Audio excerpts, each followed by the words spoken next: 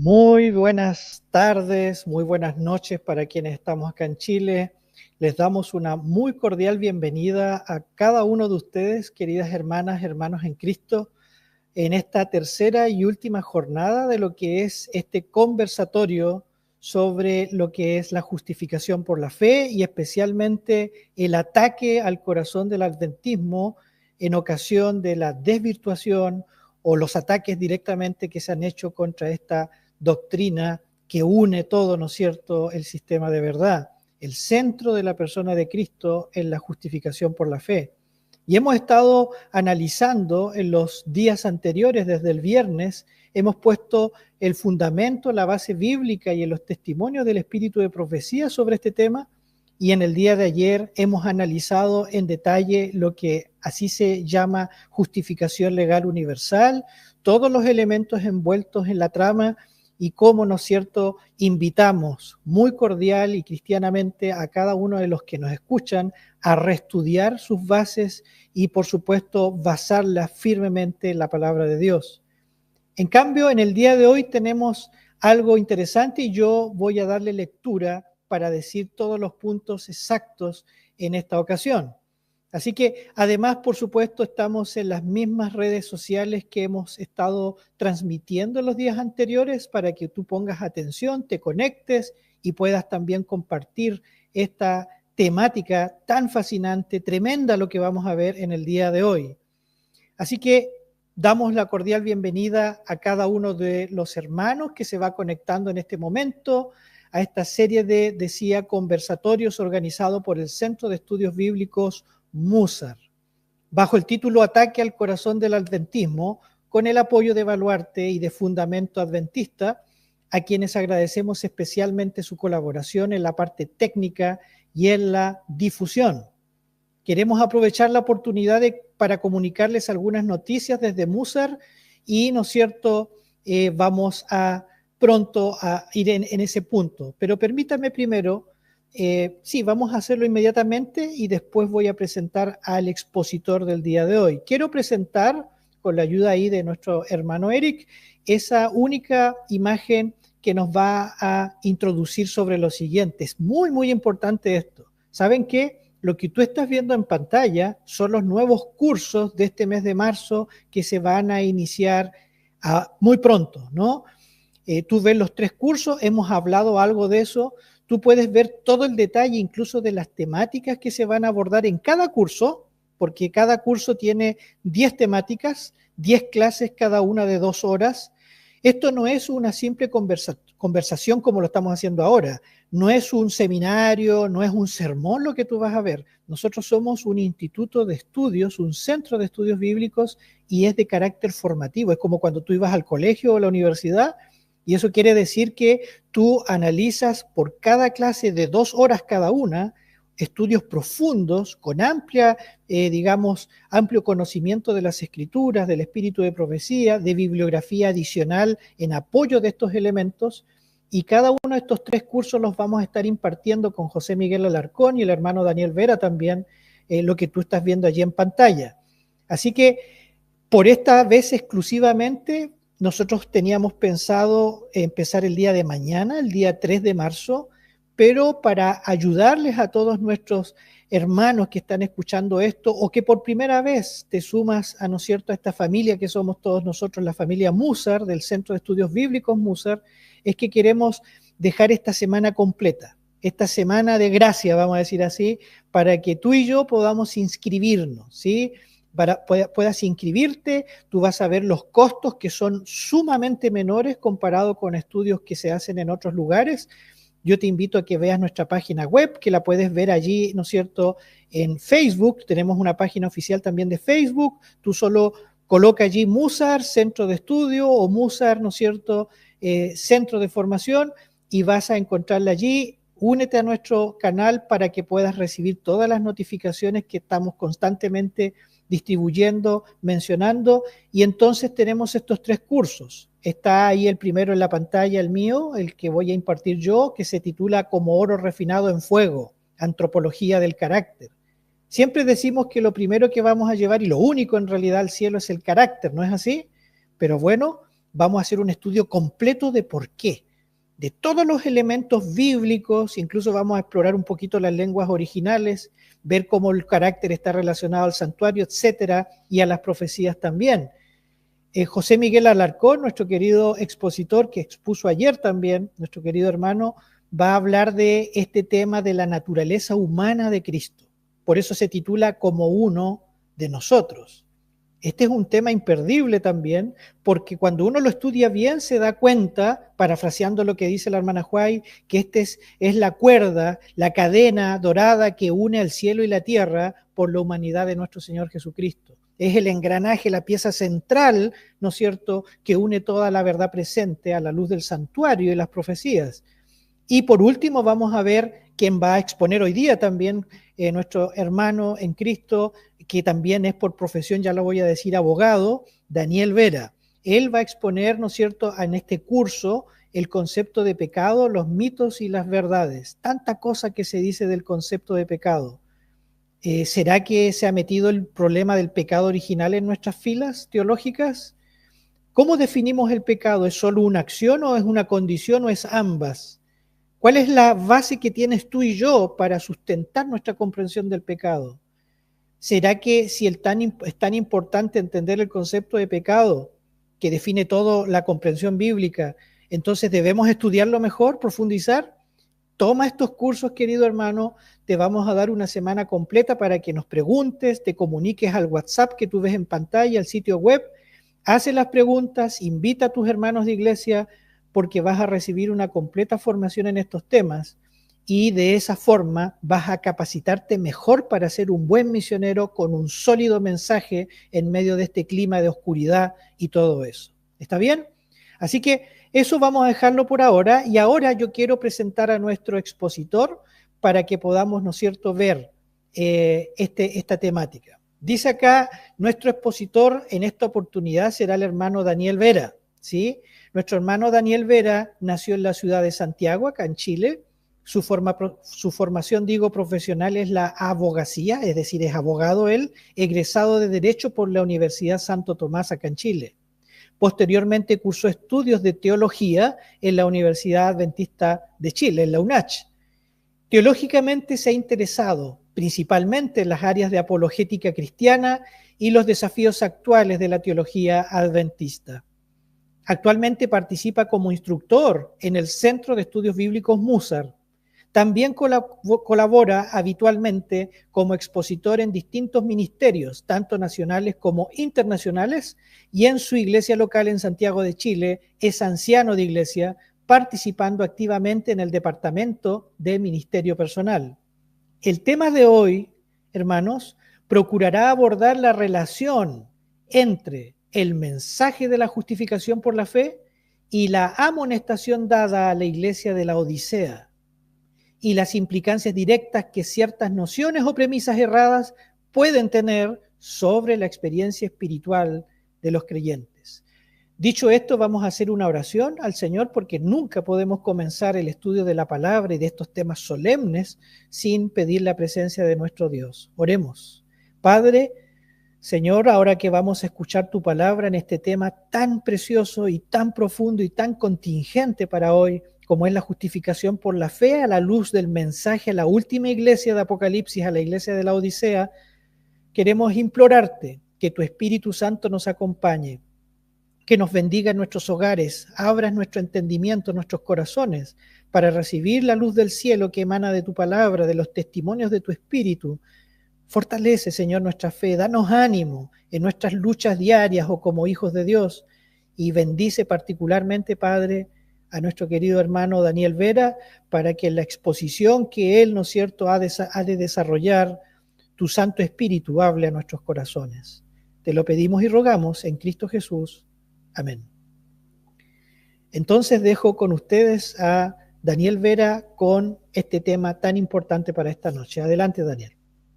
Muchas gracias, Alan. Un cariñoso saludo también para todos los hermanos y hermanas que están conectándose a la señal. Un privilegio, por supuesto, poder presentar en esta última jornada el último tema de nuestra serie de conversación para poder introducir algunos elementos que de alguna forma van a reafirmar los elementos y las claves que ya se han estado desarrollando en las exposiciones anteriores por parte de Alan y de José Miguel. Pero el tema de hoy en realidad para mí es un tema muy, un privilegio poder tocar, porque por un lado eh, creo que es además una oportunidad de hacer una invitación y un llamado a nuestro propio pueblo. Como adventistas, que creemos en el llamamiento profético de nuestra iglesia, evidentemente estamos comprometidos con la misión. Muchas veces se dice que aquellos que nos dedicamos o estamos muy ocupados, digamos, en ciertos temas, eh, y sobre todo en la parte, podríamos decir, teórica, descuidamos la misión y en realidad tiene que ser todo lo contrario. Mientras más comprendemos, más estudiamos, más nos comprometemos con el mensaje, evidentemente la misión tiene que ver reflejado, digamos, se tiene que ver reflejado en un compromiso con la misión. No podemos comprometernos con el mensaje sin comprometernos también con la misión. Vamos a proyectar la presentación. Voy a pedir ahí el apoyo técnico. Muchas gracias. El título de la charla introductoria de hoy es Adventismo mundano, la justificación por la fe y la odisea. Y como muy bien decía Alan en la introducción, la idea es tratar de esbozar qué relación hay entre este mensaje de la justificación por la fe y la odisea. Cuando hablamos de la odisea, obviamente nos tenemos que referir a esta iglesia que aparece descrita en el Apocalipsis con mucha claridad como una de las 7 iglesias, particularmente en la última iglesia en recibir un mensaje, y la posición adventista histórica, ¿no es cierto?, ha sido muy clara al entender que además de tratarse de un mensaje que tenía su aplicación para los días de Juan y para, ¿no es cierto?, para su tiempo, por supuesto tiene una especial aplicación a través de la historia en distintos periodos que llegan justamente hasta este último periodo que es la iglesia de la Odisea, periodo que se identificaría justamente con el periodo comprendido entre 1844, cuando nace el movimiento adventista, y por supuesto el fin de este tiempo final, este último periodo, por lo tanto, es la última iglesia. Después de la Odisea no hay otra iglesia, la Odisea es la última iglesia, y por esa misma razón, los adventistas entendemos que este mensaje a la Odisea se aplica de manera muy especial al pueblo de Dios, algo que también hemos visto apoyado por numerosas citas del Espíritu de Profecía, las cuales obviamente no vamos, por el tiempo no vamos a poder exponer en detalle, pero sí podemos hacer alusión a ellas. Ahora, el mensaje a la Odisea se puede estructurar o se podría dividir de muchas maneras. En esta ocasión lo vamos a dividir en 3 partes. En la primera parte, que está en pantalla, es una de las partes más conocidas, y escribe al ángel de la iglesia en la Odisea: he aquí el amén, el testigo fiel y verdadero, el principio de la creación de Dios. Estas, estos títulos son característicos, ¿no es cierto?, de nuestro mismo Señor Jesús. No necesitamos ahondar mucho en ello, hay un consenso eh, pleno en saber que este testigo fiel es nuestro propio Señor Jesús, el principio de la creación, quien dice a la iglesia de la Odisea, dice: yo conozco tus obras, que ni eres frío ni caliente, ojalá fueses frío o caliente, pero por cuanto eres tibio y no frío ni caliente, te vomitaré de mi boca. Históricamente hemos sabido que la iglesia de la Odisea se caracteriza por su tibieza espiritual. Y muchas veces hemos analizado, o quizás hemos escuchado muchos sermones que hablan y apuntan a esta tibieza, pero la forma o el enfoque que a veces le damos a este mensaje tiende a naturalizar esta condición como si fuese algo eh, que tenemos simplemente que aceptar y no tenemos mucho que hacer al respecto. Asumimos que somos una iglesia tibia y ahí está. Y la verdad es que esto no es así. Lo que nos pide el testigo fiel es que entendamos cuál es nuestra condición. Hay una relación entre esta condición y un resultado. Si no cambiamos de condición, si no dejamos de ser tibios, dice, seremos vomitados. Y por supuesto, las descripciones espirituales que aquí eh, están señaladas no permiten otra posibilidad sino entender que o estamos con Dios o no lo estamos. Finalmente habrá simplemente 2 grandes grupos, no 3. El problema de la Odisea es que está viviendo en un engaño. Y ese engaño es justamente esa condición de presunción donde piensa que está con Dios cuando en realidad está totalmente alejado de Dios. Y eso es lo que vamos a ver a continuación. ¿Cuál es el problema entonces que debiéramos plantearnos al estudiar y al entender el mensaje a la iglesia de la Odisea? Es entender que si llegamos a ser una iglesia tibia, espiritualmente hablando, debiéramos preguntarnos qué tipo de teología produce cristianos tibios, porque cristianos tibios son el producto o el resultado muy probablemente de ideas, conceptos, nociones que tienden a producir precisamente una experiencia espiritual de tibieza, como aquí se describe. Y esto nos lleva de lleno, digamos, justamente al mensaje de la justificación por la fe, porque en realidad todo el lenguaje que aquí está descrito en Apocalipsis 3, en estos versículos que estamos estudiando, tiene derechamente que ver con nociones soteriológicas, nociones que tienen que ver con la doctrina de la salvación. Lo que Dios pide es que no seamos fríos, no seamos tibios y por supuesto tampoco fríos, porque Él desea que estemos en el camino correcto y por supuesto de parte total, radical, de parte de la verdad. Entonces aquí vamos a tratar de tomar un poco cuál es una de las comprensiones cristianas que eh, generalmente se tiene sobre todo dentro del mundo protestante. Ayer algo se dijo, de hecho se desarrolló bastante en la línea de lo que es el forensismo, se habló de la justificación legal universal, y se dijo que justamente el gran problema de la justificación legal universal, entre otros grandes problemas, es que es una posición forensista. Y tal vez una de las grandes amenazas que nosotros tenemos precisamente a nuestro alrededor, y estoy hablando no solamente a nivel interno, obviamente esto tiene un impacto a nivel interno, pero primeramente veamos el panorama general dentro de la cristiandad, en nuestra relación con el mundo cristiano, es que evidentemente hay influencias desde el mundo cristiano que también nos llegan a nosotros.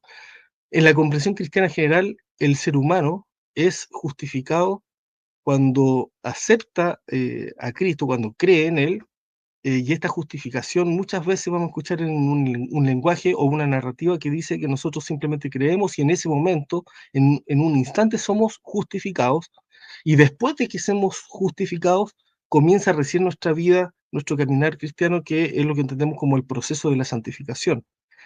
Eh, a, a priori, pareciera, digamos, que este cuadro es correcto, pero en realidad es una visión defectuosa e incompleta, y vamos a explicar por qué. Cuando hablamos de la justificación por la fe, necesariamente tenemos que hablar del concepto de pecado, porque el concepto de pecado que nosotros tenemos en realidad determina el tipo de justificación por la fe que creemos.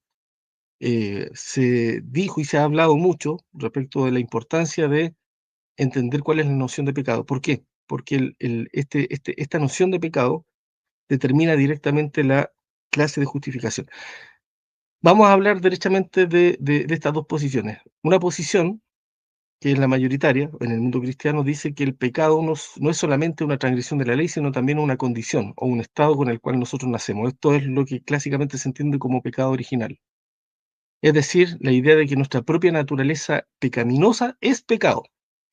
Si esto es así, si esto fuera así, la única posibilidad que le queda al cristiano, una vez que acepta a Cristo como Salvador, es ser justificado en sus pecados y no de sus pecados. Y quiero que entendamos muy bien este concepto porque aquí está la clave de lo que hace la gran diferencia entre el lenguaje o el discurso o la comprensión que tiene el mundo cristiano, sobre todo protestante y evangélico, eh, en comparación con la perspectiva adventista. Si nosotros somos pecadores por naturaleza, la única posibilidad que nos queda de poder ser justificados es que Dios simplemente nos cubra con su justicia de manera externa, declarativa, y por eso también se habla de esta perspectiva jurídica o forense. La palabra forense tiene que ver con eso, con el ámbito o el aspecto jurídico. Si nosotros somos justificados, por lo tanto, sin relación con la santificación, no se exige como condición ser santos para ser justificados, la santificación ya no tiene que ver con la justificación directamente, no está implicado en la justificación misma, sino viene como una consecuencia posterior, es decir, hay un antes y un después. La justificación y la santificación son vistas como dos etapas eh, que ocurren una después de la otra.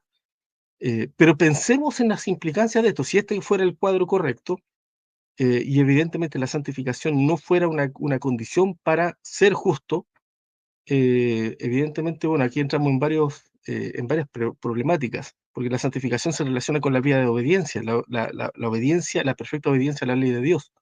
Y esto, al no quedar dentro de la justificación, evidentemente la falta de santificación o la desobediencia tampoco debería ser causal para perder la condición de justo o de justificado. Por eso, finalmente, una implicancia lógica es que una vez justificado, siempre, una vez justo, siempre justo. O sea, la misma noción calvinista de una vez salvo, siempre salvo.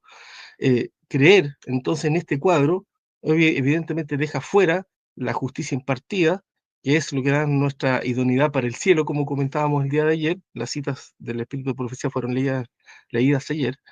Esta idoneidad para el cielo no sería necesaria, no sería condición para ser justificado. Y eso es lo que enseña el modelo cristiano protestante, especialmente heredado desde la Reforma. Nosotros aquí tenemos una expresión gráfica de lo que se enseña, efectivamente. Recordemos, hay dos posibilidades: somos justificados en nuestros pecados o de nuestros pecados. Lo que enseña el modelo forensista sería justamente esto: somos justificados sin cambiar, sin quitar nuestro pecado, sino simplemente cubriéndonos con la justicia de Cristo como un manto, digamos, que cubre y tapa la basura.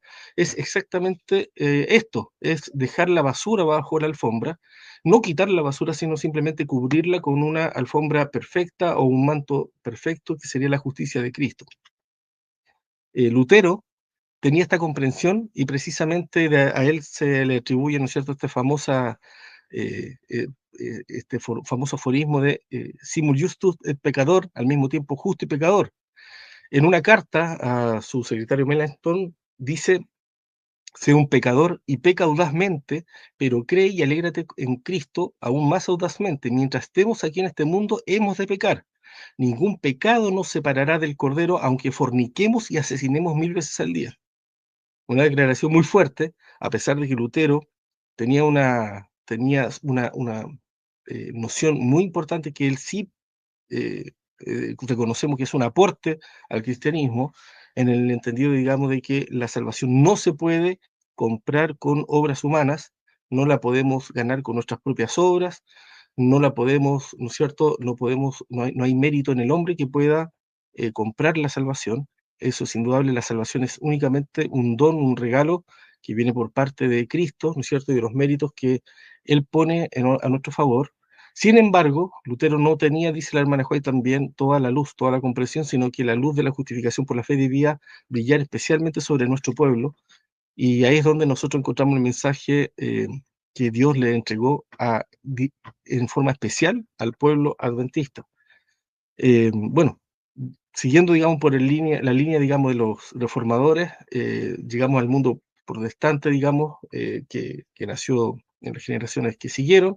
Un famoso predicador conocido como el príncipe de los predicadores, un predicador bautista llamado Charles Spurgeon, dice: los santos son sin duda pecadores, pecador es mi nombre, pecador es mi naturaleza, pero gracias a Cristo, que vino a salvar a los pecadores, soy un pecador salvo. Entonces, si ustedes se dan cuenta en la narrativa, eh, tristemente, lo que hace, digamos, esta comprensión que abraza el pecado como algo natural, como algo con lo que nosotros debemos simplemente convivir hasta que Cristo venga, evidentemente puede producir un efecto tremendamente dañino en la experiencia espiritual de muchos creyentes, porque esta idea de el simul justo de pecador, al mismo tiempo justo y pecador, en realidad no tiene ningún asidero en la Biblia.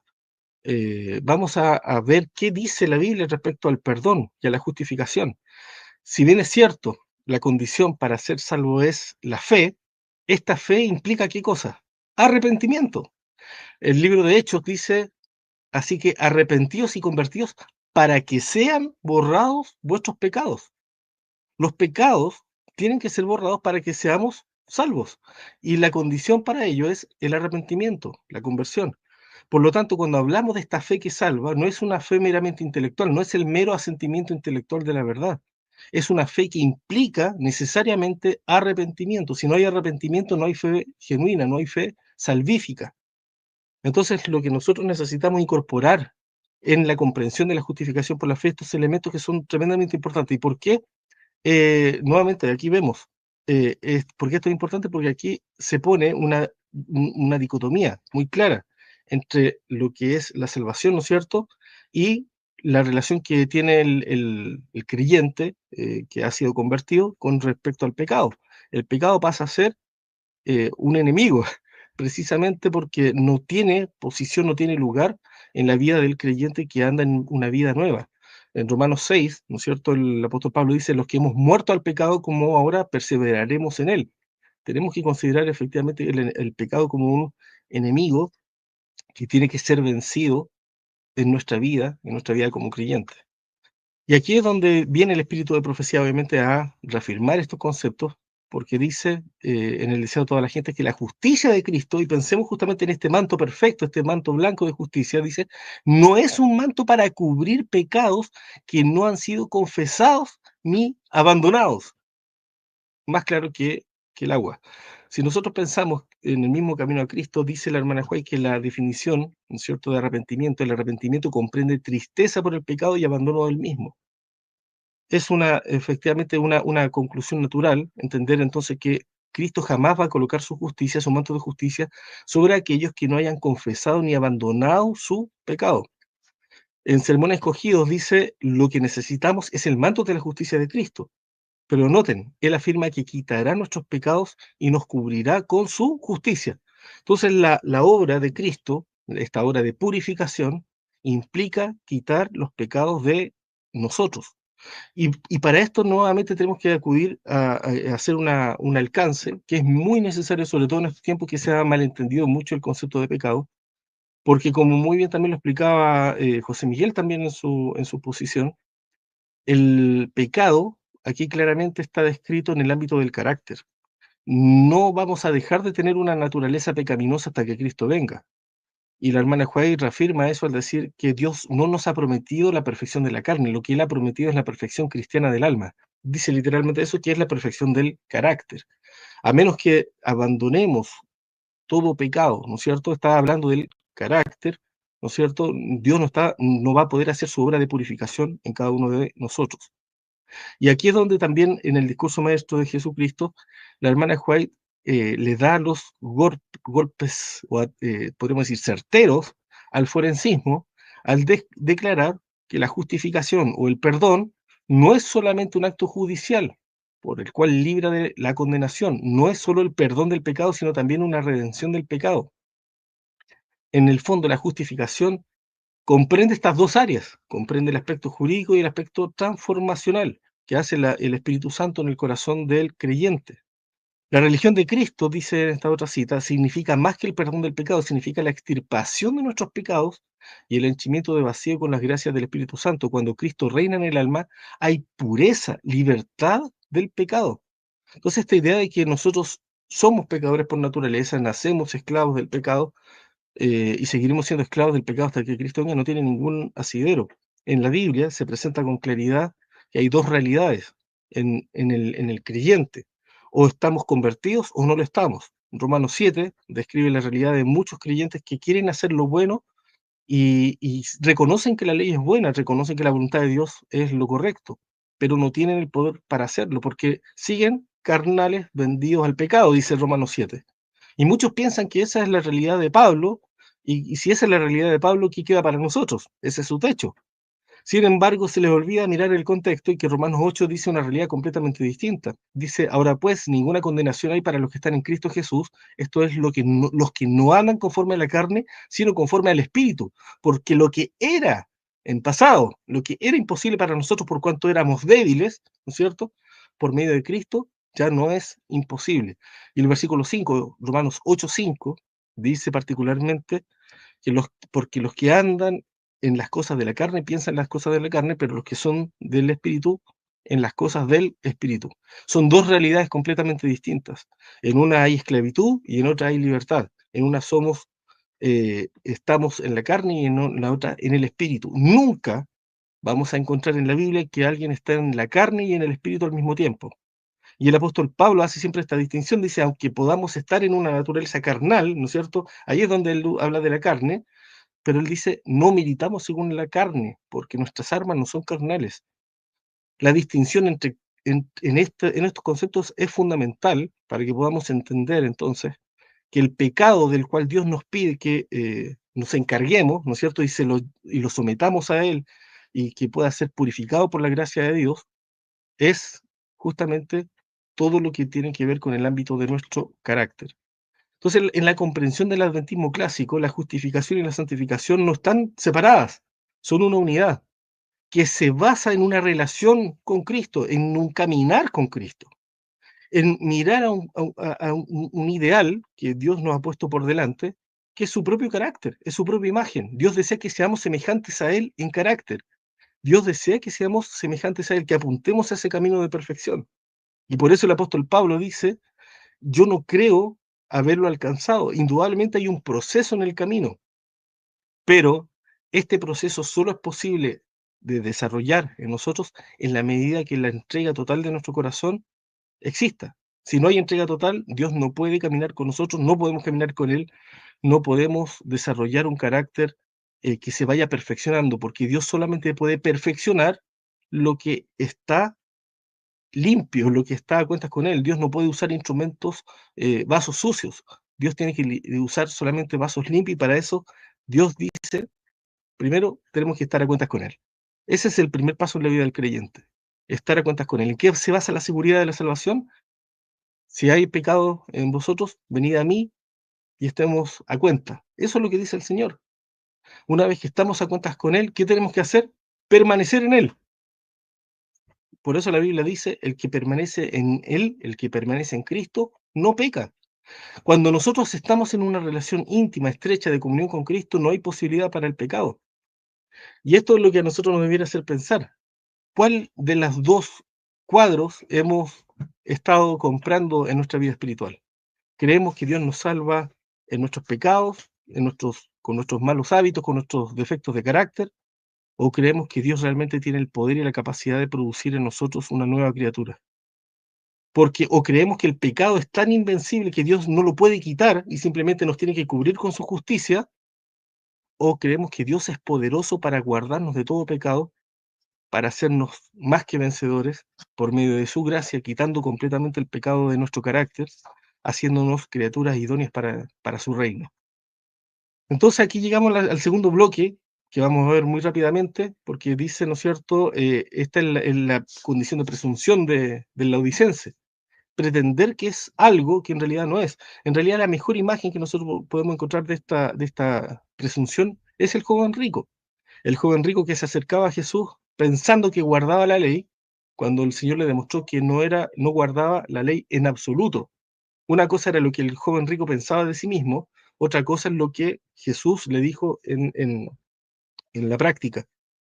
Si realmente guardaras la ley, bueno, deja todo, ven y sígueme.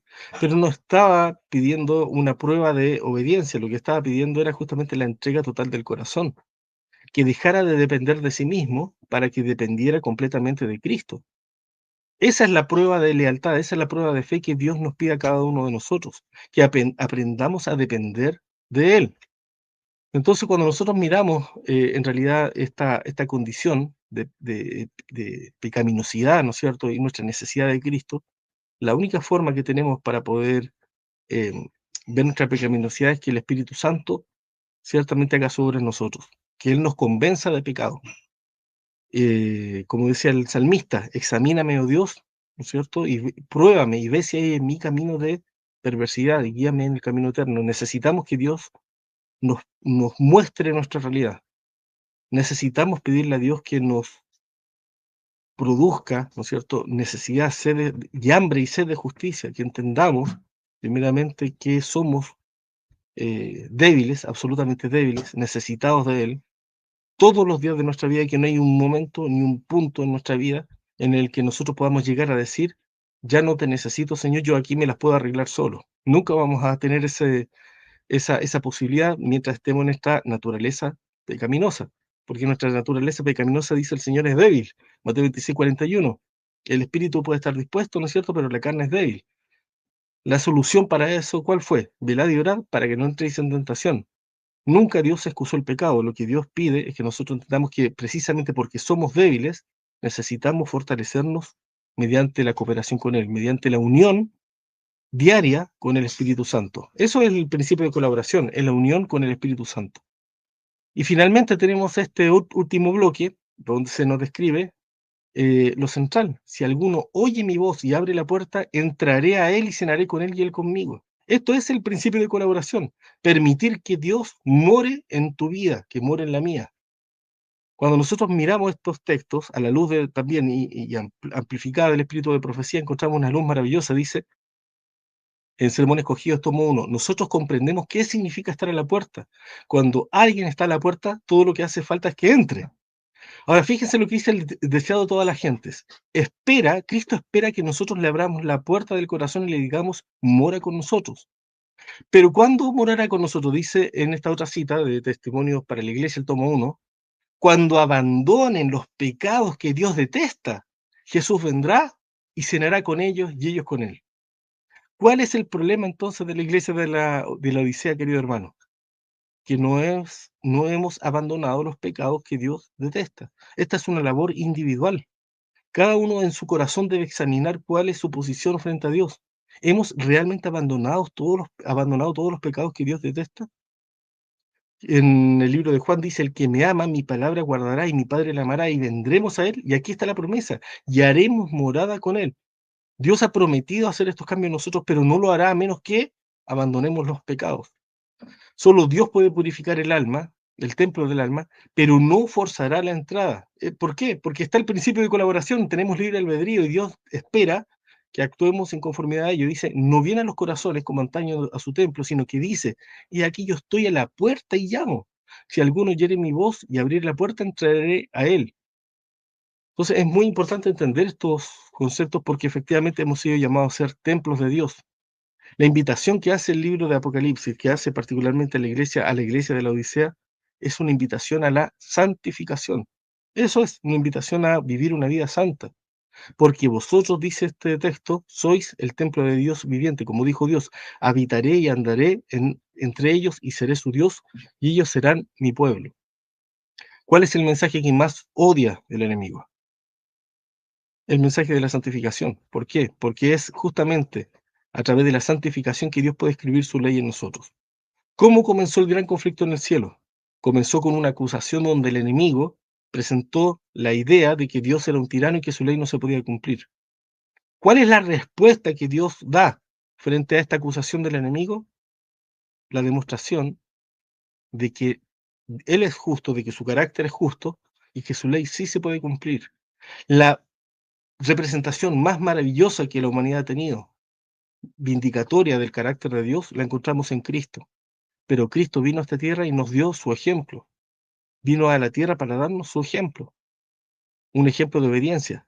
Porque dice la Biblia, ciertamente, que por lo que padeció aprendió la obediencia para ser autor de eterna salvación a todos los que le obedecen. Todo se centra finalmente en si ejerceremos esta clase de fe que obedece a Dios, esta clase de fe que se entrega al Señor de tal manera que podamos reflejar en nuestros propios corazones, en nuestro carácter, la ley de Dios en personas que voluntariamente, ¿no es cierto?, se someten a Él. ¿Estamos dispuestos a ser instrumentos en las manos de Dios? ¿Estamos dispuestos a entregar el corazón para que Él pueda hacer esta obra en nosotros? Bueno, esa es la invitación y vamos a dejar hasta aquí la presentación para poder dar paso al conversatorio.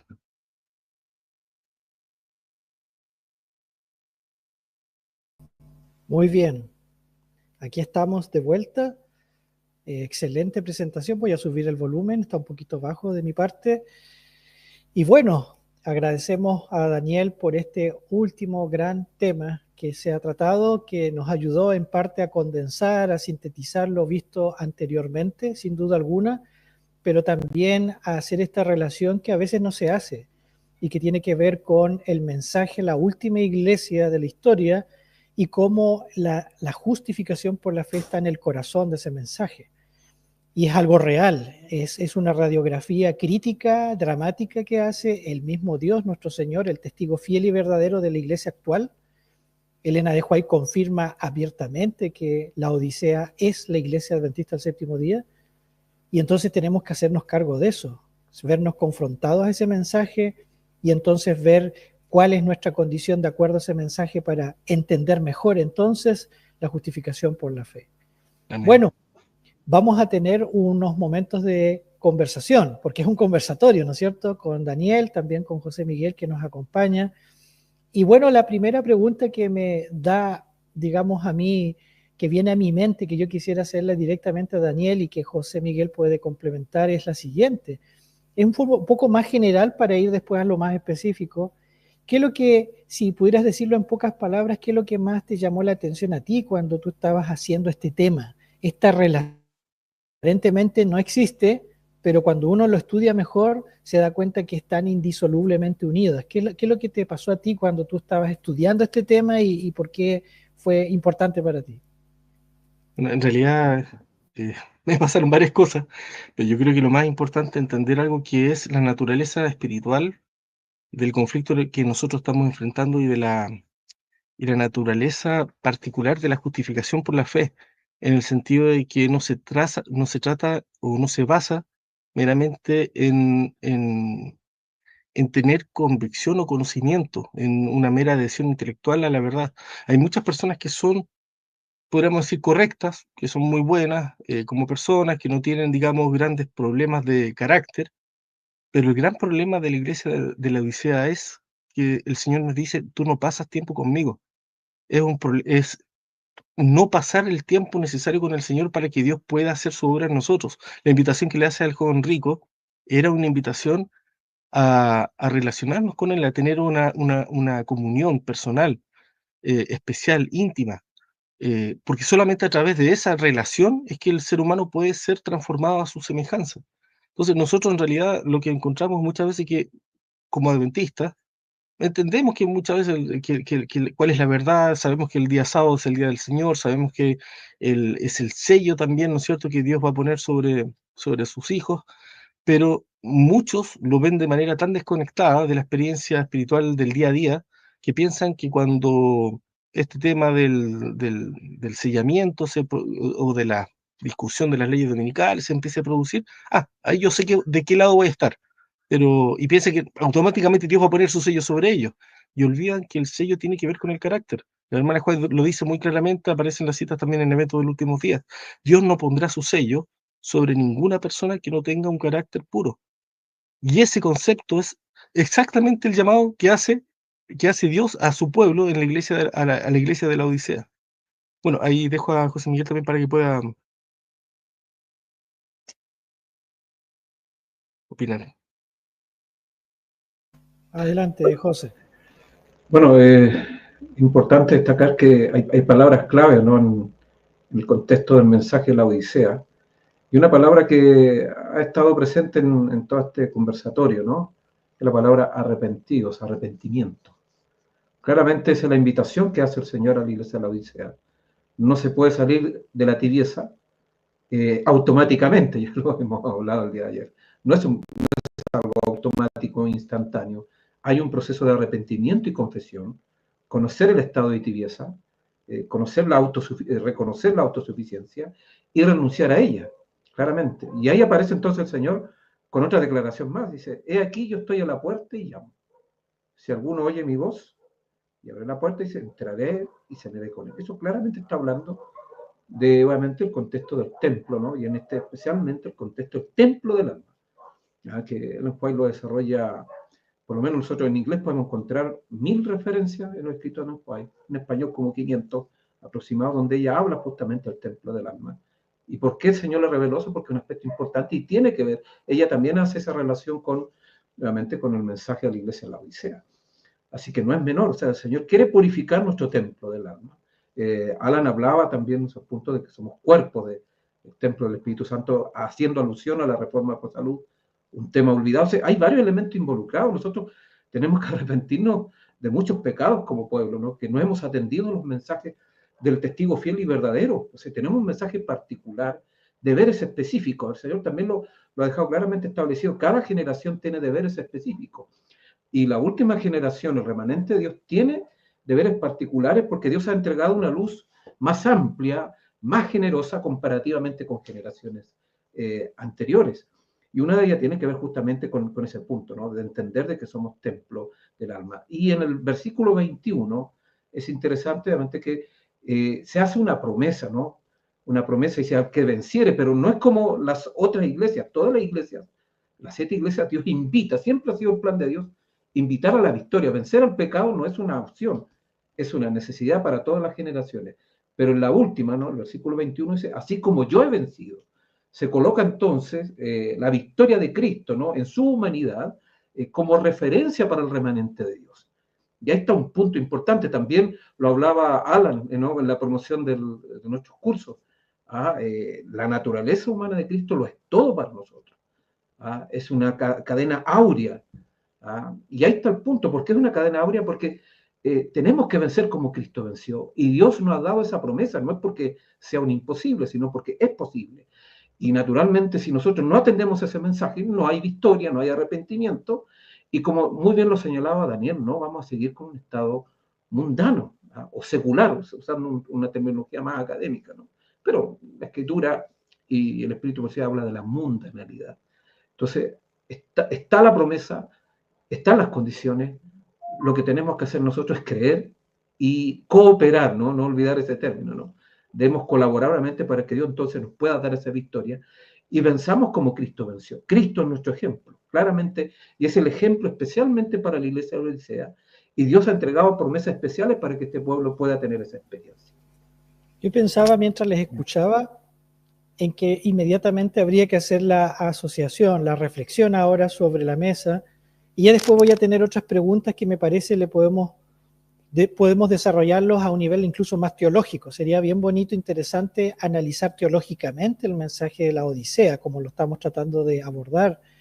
Pero Daniel, ¿tú qué opinas? Porque este mensaje es como decir, tú entiendes mal la justificación por la fe y entonces llegas a la Odisea, a ese estado casi de no cambio, porque hay un llamado que Cristo, el Señor en persona, está haciendo a su iglesia del tiempo del fin. Es un llamado, como bien nos decía José, al profundo arrepentimiento, al cambio de corazón, a tomar, ¿no es cierto?, del mercader celestial, el oro refinado en fuego, que es la fe y el amor, ¿no es cierto?, el colirio, que es la obra de discernimiento del Espíritu Santo, pero también las vestiduras, que son blancas y que representan realmente el cambio del corazón a través de la justicia de Cristo. Entonces, la pregunta que te quiero hacer, Dani, es, entonces, esto quisiera decir que cuando entendemos mal la justificación por la fe, la iglesia se vuelve en un estado secular, se vuelve en una tibieza espiritual, y lo más triste, al parecer, según la radiografía que nos dice la Odisea, es que no nos damos cuenta. Nosotros creemos que estamos bien. ¿No es así?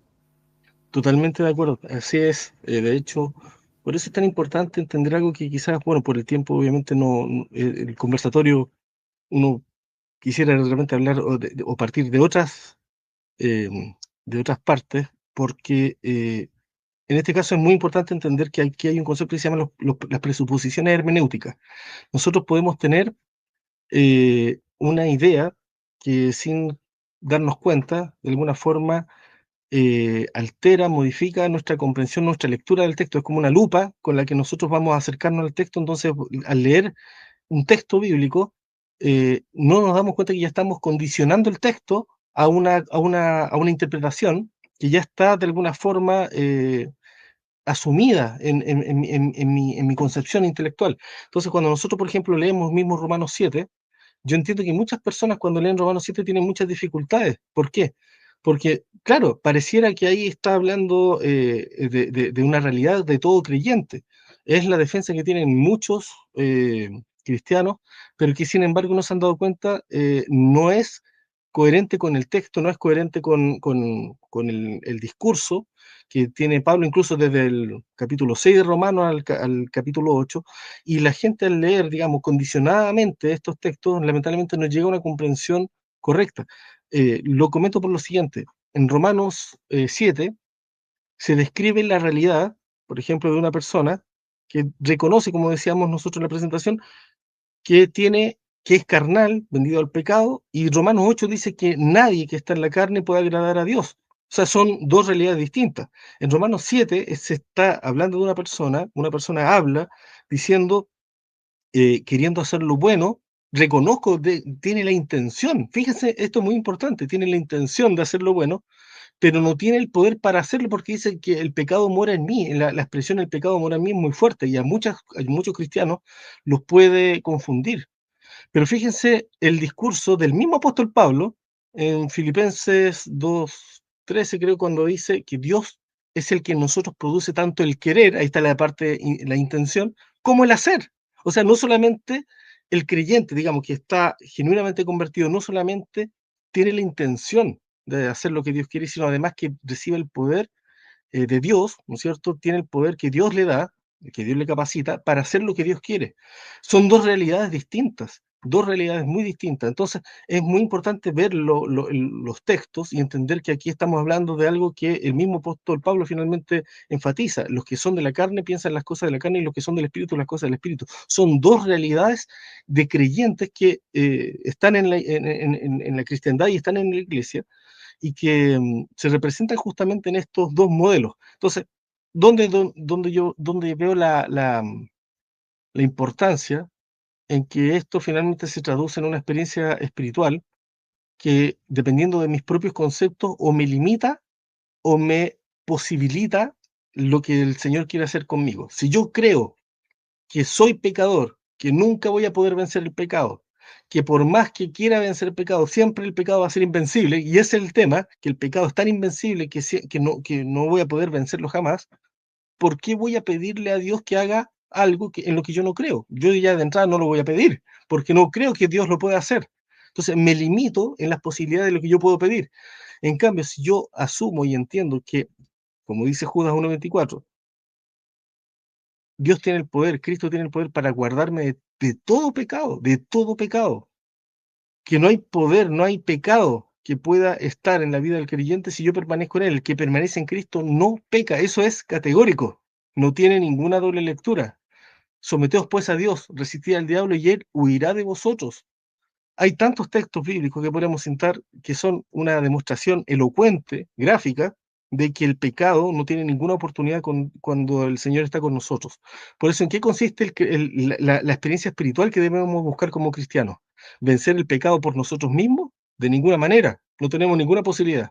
Lo que Dios nos pide es que desarrollemos una comunión personal con Cristo. Cristo es quien tiene el poder. Por eso me gustaba mucho lo que tú decías, Alan, en la primera presentación. Hay dos escenarios: o el pecado es invencible o Cristo es invencible. Y acá no, el centro no somos nosotros somos simplemente instrumentos que podemos o bien someternos en la mano de Dios, ¿no es cierto?, o dejarnos llevar por las tentaciones. Esa es nuestra capacidad de elección. O Y nos sometemos a Dios o cedemos a las tentaciones. antes de pasarle la voz a José Miguel también, déjame añadir un elemento importante. Romanos 7, tú tienes dos formas, algunos dicen hasta 5 formas de leerlo. El problema de nosotros como cristianos es tomar ese texto para justificar de que no podemos vencer. Esa es la forma más equivocada de leer un texto así. Es decir, somos todos así, ¿no es cierto?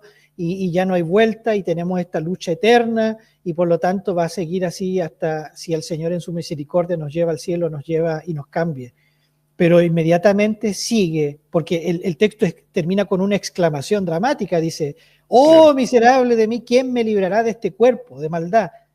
Y la respuesta de este Pablo que representa en su condición, digamos, no convertida o de lucha, ¿no es cierto?, contra el pecado, contra el mal, aparece la respuesta ahí mismo en Romanos 8.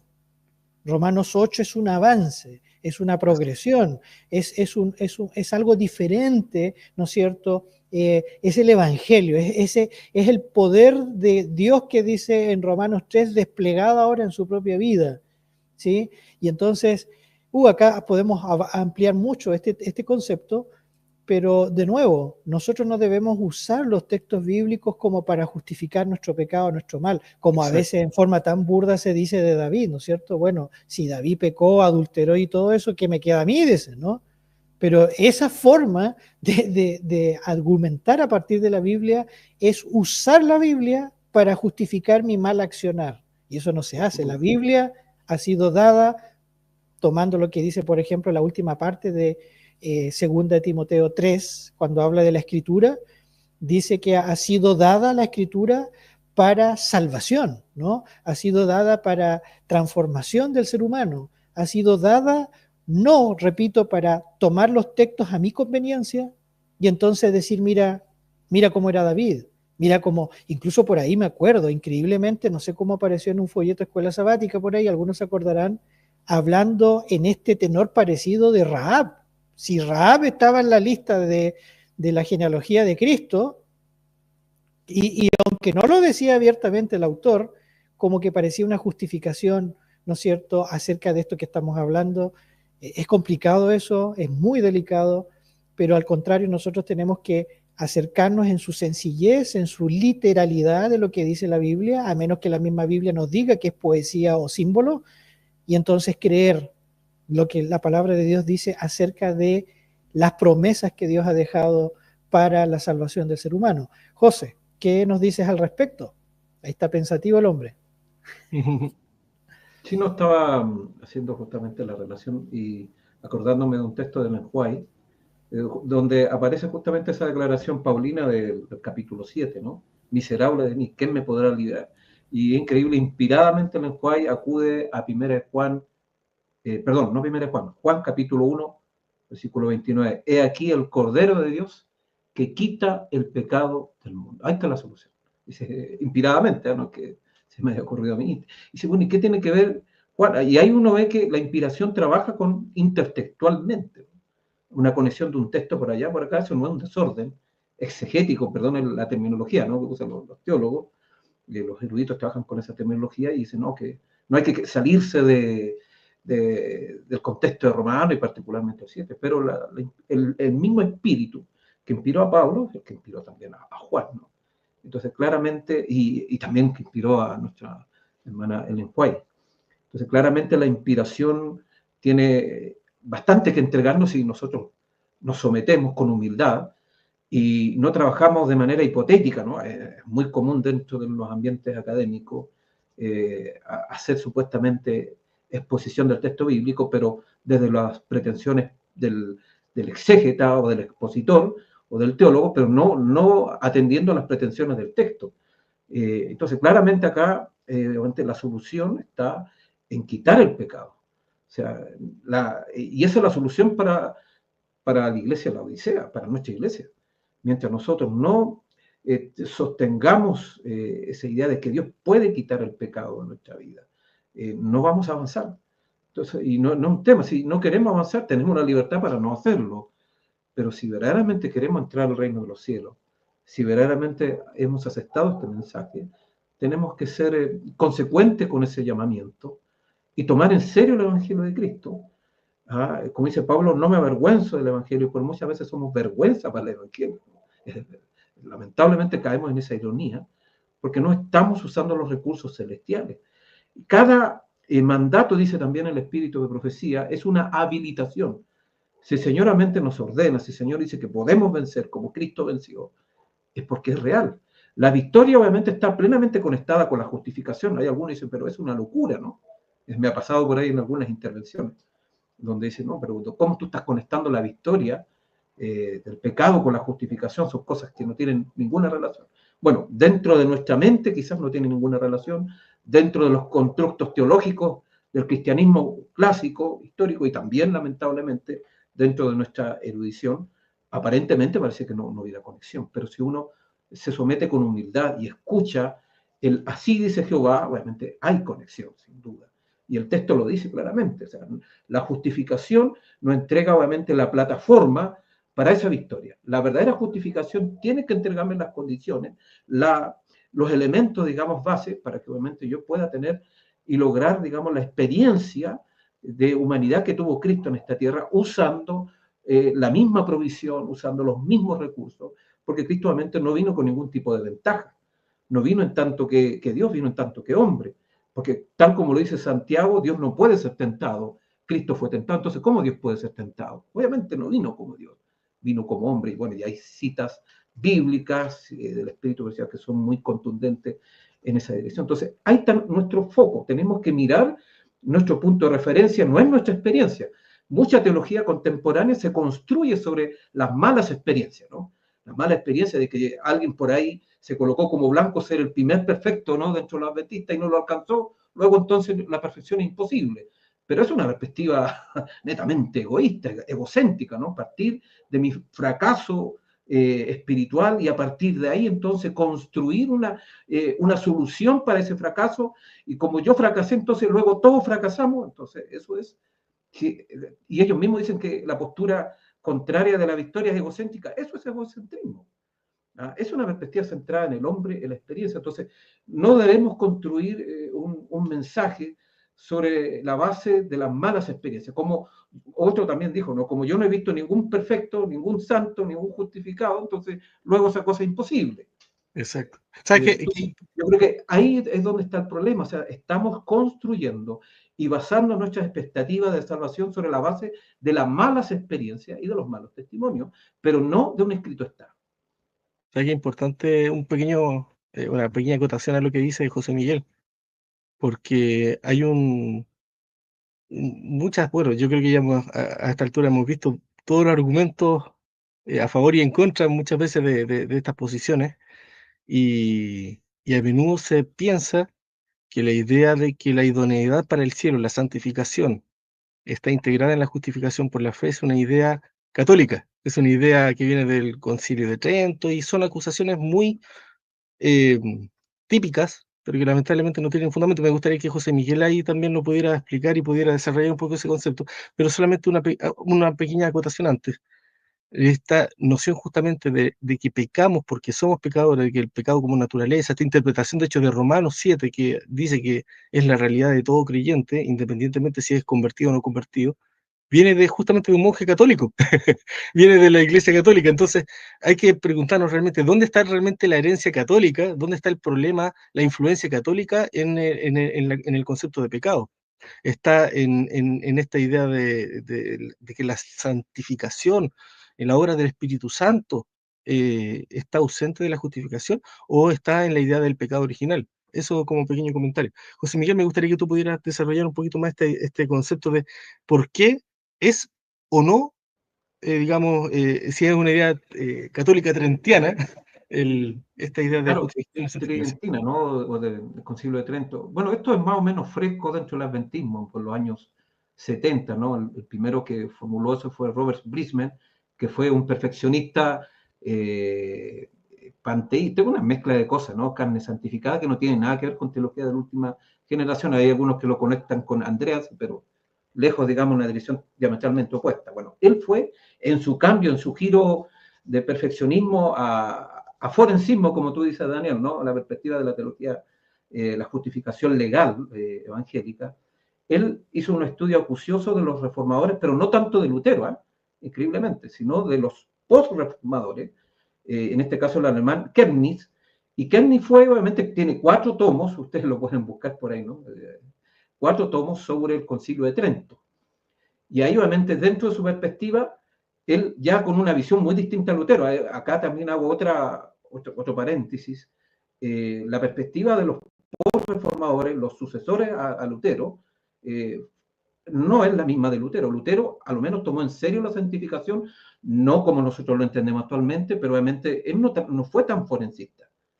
Tuvo los temas del concepto del pecado, lo que hablabas tú de justo y pecador, varios errores que Ellen White también lo destaca, pero el tema, digamos, de la justificación forense propiamente tal viene de la generación posterior.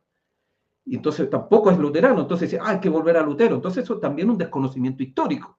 la postura de la justificación forense que adoptaron los teólogos adventistas, particularmente en los años 70, entre ellos también está Ford, ¿no? Ford también tuvo una relación con Bretman, parte justamente de eso. Entonces, desde ahí, desde esa lectura de Kemeny, de ese teólogo, se leyó obviamente el Concilio de Trento, desde una mirada bien forensista, la perspectiva de que la teología, digamos, católica romana, obviamente, al hacer justo en la justificación, implicaba justamente eso. Pero el hacer justo católico trabaja, digamos, no con el carácter. De hecho, los católicos no trabajan con el carácter, trabajan, digamos, con los aspectos sacramentales porque creen en la inmortalidad del alma. En cambio, la perspectiva clásica del adventismo trabaja con el carácter, no cree en la inmortalidad del alma, y obviamente entonces va en otra relación. El hacer justo dentro del catolicismo tiene que ver con los aspectos más de la fiesta, de la imposición de los sacramentos, que ocurre solo dentro de la interioridad, es algo místico. En cambio, el hacer justo bíblico tiene que ver con el carácter, tiene que ver con nuestro estilo de vida diario. Los católicos obviamente no están preocupados por el estilo de vida diario. Vean ustedes los mismos sacerdotes, no tienen problemas de fumar, no tienen problemas con el tabaco, no tienen ningún tipo de problema, no están preocupados del carácter. Entonces, ahí hay una disociación obviamente de los conceptos que están. Entonces, no es lo mismo cómo lo entienden los católicos al hacer justo, digamos, a través de la justificación por la fe, que el hacer justo bíblico, o lo que habla, digamos, el espíritu de profecía. Obviamente sí. Hay un mar de diferencia que lamentablemente al ignorar la historia, al ignorar, digamos, los conceptos que están detrás, lo fusionan. Ustedes están hablando, hacer justo, que la justificación implica eso, obviamente están incorporando un elemento, digamos, ajeno, extraño de lo que es la realidad. Entonces, obviamente, en ese sentido, la posición del adventismo clásico, obviamente, al creer que la justificación no solamente nos declara, sino que en primer lugar nos hace justo, no tiene nada que ver, no es una lectura católica, porque tiene que ver con la transformación del carácter. Los católicos van en otra dirección. Y otra cosa importante que también omiten, el catolicismo, obviamente, no tiene en consideración la ley de Dios bajo ningún punto de vista. Al contrario, la misma profecía y aquellos mismos que actualmente sostienen de que hay que tener cuidado con ese concepto de ser hecho justo, ¿no? En el concepto de la justificación, ellos también están de acuerdo, obviamente, de que obviamente el catolicismo echó por tierra la ley de Dios, ¿no? El cuerno pequeño. Entonces, el concepto de ser hecho justo dentro de la perspectiva clásica adventista se construye también sobre la base de la ley de Dios, cosa que no está dentro del catolicismo romano. Entonces, hay por lo menos 4 o 5 puntos muy diferenciadores que nos distinguen de ese concepto. Entonces, creo que la mayoría de los que repiten eso, obviamente, tienen que ir primero a cómo lo entendió primero Bretman y cómo, digamos, el contexto histórico de Kemeny. Entonces, hay que hacer un rastreo histórico. Oye, y luego compararlo entonces con nuestra visión. Entonces, ahí hay que entrar a detallar en ese punto histórico. Si me permite decir esto, quiero hacer una advertencia ahora para los hermanos y sobre todo para nuestros colegas teólogos, si es que en algún momento nos puedan ver.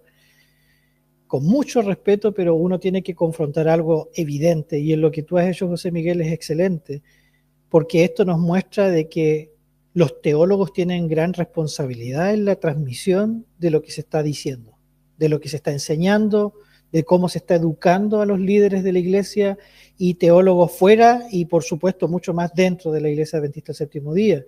Los teólogos, yo me acuerdo en el año 1993, tengo el artículo a mano, lo pueden leer, pero está en inglés, de uno de los que fuera hasta ese entonces director del Instituto de Investigación Bíblica de nuestra iglesia, que se llamó George Reed, que nosotros con José lo conocimos en persona. Y él escribió un artículo, para mí complejo de entender, por no decir polémico, léanlo, que se titula El teólogo como conciencia de la iglesia.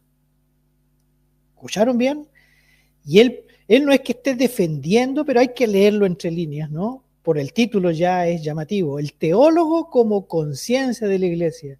Podríamos hacer la pregunta, ¿el teólogo como conciencia de la iglesia? ¿Saben? La teología ha pretendido, y quizás lo sigue pretendiendo hoy, llegar a ser eso. Llegar a hacernos pensar y decir lo que tú y yo tenemos que pensar y decir. Y eso, la pluma inspirada dice, en esa famosa cita, abreviándola, que ninguno de nosotros debe ser mero reflector de los pensamientos de otra persona, mucho menos aún de un teólogo. ¿sí? De un teólogo. ¿Y por qué estoy haciendo esta apreciación? Y ahora voy a hacer la pregunta. Porque cuando nosotros vemos la historia de la iglesia como nos ha repasado acá José Miguel, evidentemente vemos que se está hablando de teólogos, ¿sí? Se está hablando de teólogos. Nosotros tenemos formación teológica, ¿no? Y entonces la pregunta es, ¿qué responsabilidad cabe al teólogo en esta crisis y incluso podríamos decir en este ataque, como está ese puño ahí de fondo para el corazón del adventismo? ¿Qué lugar tiene? Miren, déjenme hacer una apreciación más, una sola más.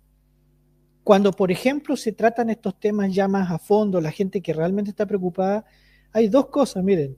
El doctor Fernando Canales, con el cual aceptamos cosas y discrepamos también de él de varias cosas más. Él en un momento, casi como en una especie de confesión, en uno de sus textos, él dice, esta cuestión del secularismo, porque escribió un libro de eso, Adventismo secular, le llama él, y él en un momento, en forma, como digo, de una autoconfesión, él dice, muchos de estos problemas y de esta falta de lectura, dice, lo he descubierto en mis 30 años enseñando, es pura flojera, dice. Así dice él, ¿no? No se da el teólogo el tiempo de ir a las fuentes y replica hasta el hartazgo lo que este ha dicho desde bien allá arriba, desde nuestras universidades más altas hacia abajo, ¿no? Y ese es un problema, dice Canales, ¿no? Pero déjenme darle un ejemplo bien concreto que incluso podría ser para otro conversatorio. Cuando se habla de este tema que se ha vuelto delicado, pero no lo es, que es la perfección del carácter, lenguaje que se usa en la Biblia abundantemente y en el espíritu de profecía, todos lo toman como si fuera sinónimo de perfeccionismo, fanatismo, extremismo, casi si fuera terrorismo, ¿no? Olvidándose y no dándose, como dice el doctor Canal, el trabajo. Pero, ¿saben? He descubierto con un libro que se publicó alrededor de los años 70, 72 por allí, y que fue republicado por la Universidad de Andrews, el famoso libro de Hans Larandel, Perfección y Perfeccionismo, ¿no? Y saben que cuando quienes hemos leído el libro, porque yo lo he leído originalmente en su versión azul, me sé hasta la forma como estaba escrito ese libro, cada vez que escucho que alguien habla de ese tema y gente incluso muy prominente, es pero casi exacto la réplica de los argumentos de ese libro. Entonces lo que estoy queriendo preguntar, solo estoy dando un ejemplo, podríamos dar muchísimos más, dejo la pregunta porque es importante abordarla, como digo, con mucho respeto, con mucha prudencia, porque acá nadie está atacando a nadie, pero lo que sí estamos queriendo es analizar las ideas que se van tejiendo, pero de manera más grave se transmiten a la iglesia y eso afecta tanto su mensaje y su misión. Y eso es lo grave, afecta, incluso yo me atrevería a decir, afecta lo que evidentemente dice Apocalipsis 3 con la Odisea. No estamos echándole solo la culpa a los teólogos, pero si somos nosotros, y me incluyo, los que estamos transmitiendo con fines educativos, formativos, ¿no es cierto?, de los pensadores, pastores o líderes de la iglesia, entonces, ¿cómo no vamos a tener un poco más de autocrítica y decir, mira, tenemos que cambiar esto, tenemos que mejorar? Tenemos como a veces a mí cuando estudiaba teología me dicen, usted tiene que aprender a bajar del Olimpo de los teólogos. Están muy allá arriba y tiene que aprender a relacionarse más con el pueblo. Y yo lo tomaba literal, decía, debe ser que yo ando muy en la nube. Entonces, quiero hacer esa pregunta aprovechándome de ese polémico, por cierto, artículo de George Reed. ¿Es el teólogo conciencia de la iglesia? ¿Qué responsabilidad tiene el teólogo o la teología en esta crisis que se está viviendo hoy en día, con respecto especialmente al tema de la justificación por la fe? Daniel, primero, y ahí le damos la voz a José.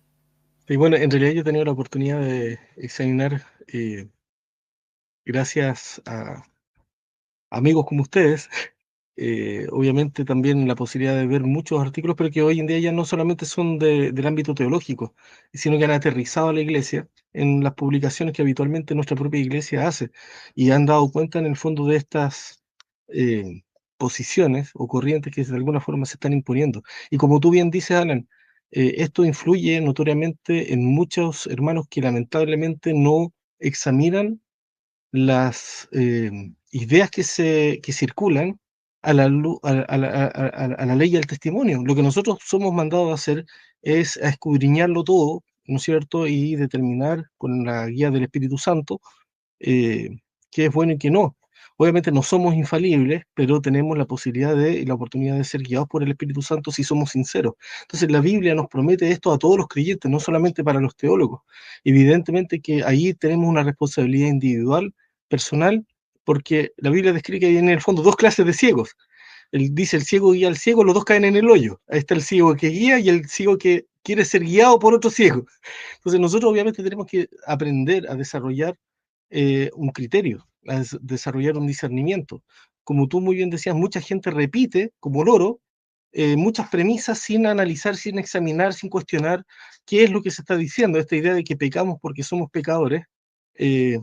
Pregunten, hasta la inteligencia artificial les va a decir qué tipo de falacia es, porque es un razonamiento tan absurdo que se cae por su propio peso. Si yo digo que peco porque soy pecador, estoy radicando en mi naturaleza la razón del por qué peco. Estoy justificando el pecado, estoy explicando el pecado, lo estoy justificando.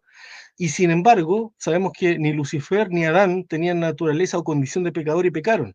El pecado siempre va a ser una elección, siempre va a venir como una decisión. Y cuando la hermana White dice que la única definición de pecado es transgresión de la ley, hay muchos elementos implicados en juego. Primeramente, ¿le creemos o no le creemos a nuestros profetas? Es la hermana White. Autoridad para nosotros es una autoridad, como dice la Iglesia. La Iglesia misma ha llegado a la convicción, y en la última declaración de confianza que la Iglesia Adventista hizo, se le considera una guía inspirada para interpretar la Escritura. ¿Qué mejor que un profeta que un profeta interprete a otro profeta, que un profeta interprete la Biblia?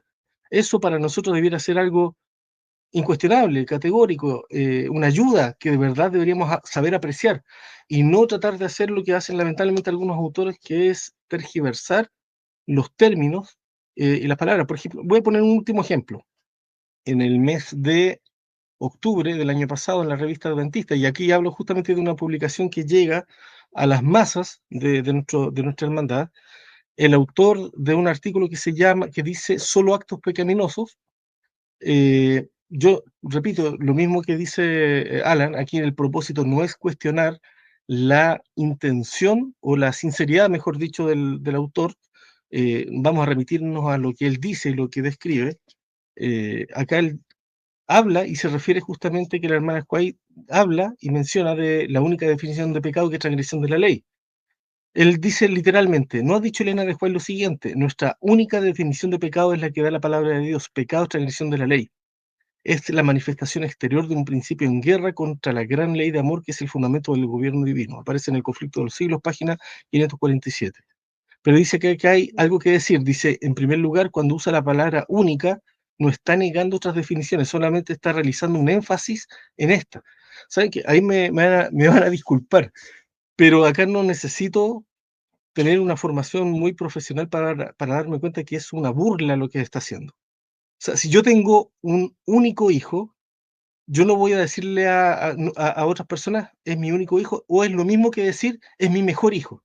Hay una gran diferencia entre decir único o mejor. Si yo digo que es mejor es porque tengo dos y este es el mejor. Si digo que es único, único es único. Y en derecho, y como en muchas otras profesiones se nos enseña a leer, no somos personas, aunque no todos sean teólogos, no todos son personas ignorantes que andan apenas juntando las letras. O sea, la Biblia se puede entender de manera clara, el espíritu de profecía es categórico, eso no presenta ninguna posibilidad de equivocación, único es único.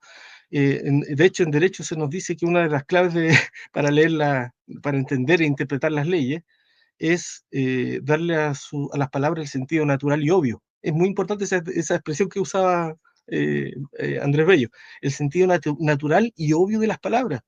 ¿Ustedes creen que la hermana White no consideró usar esa palabra por una razón, o le daba lo mismo usar único que mejor?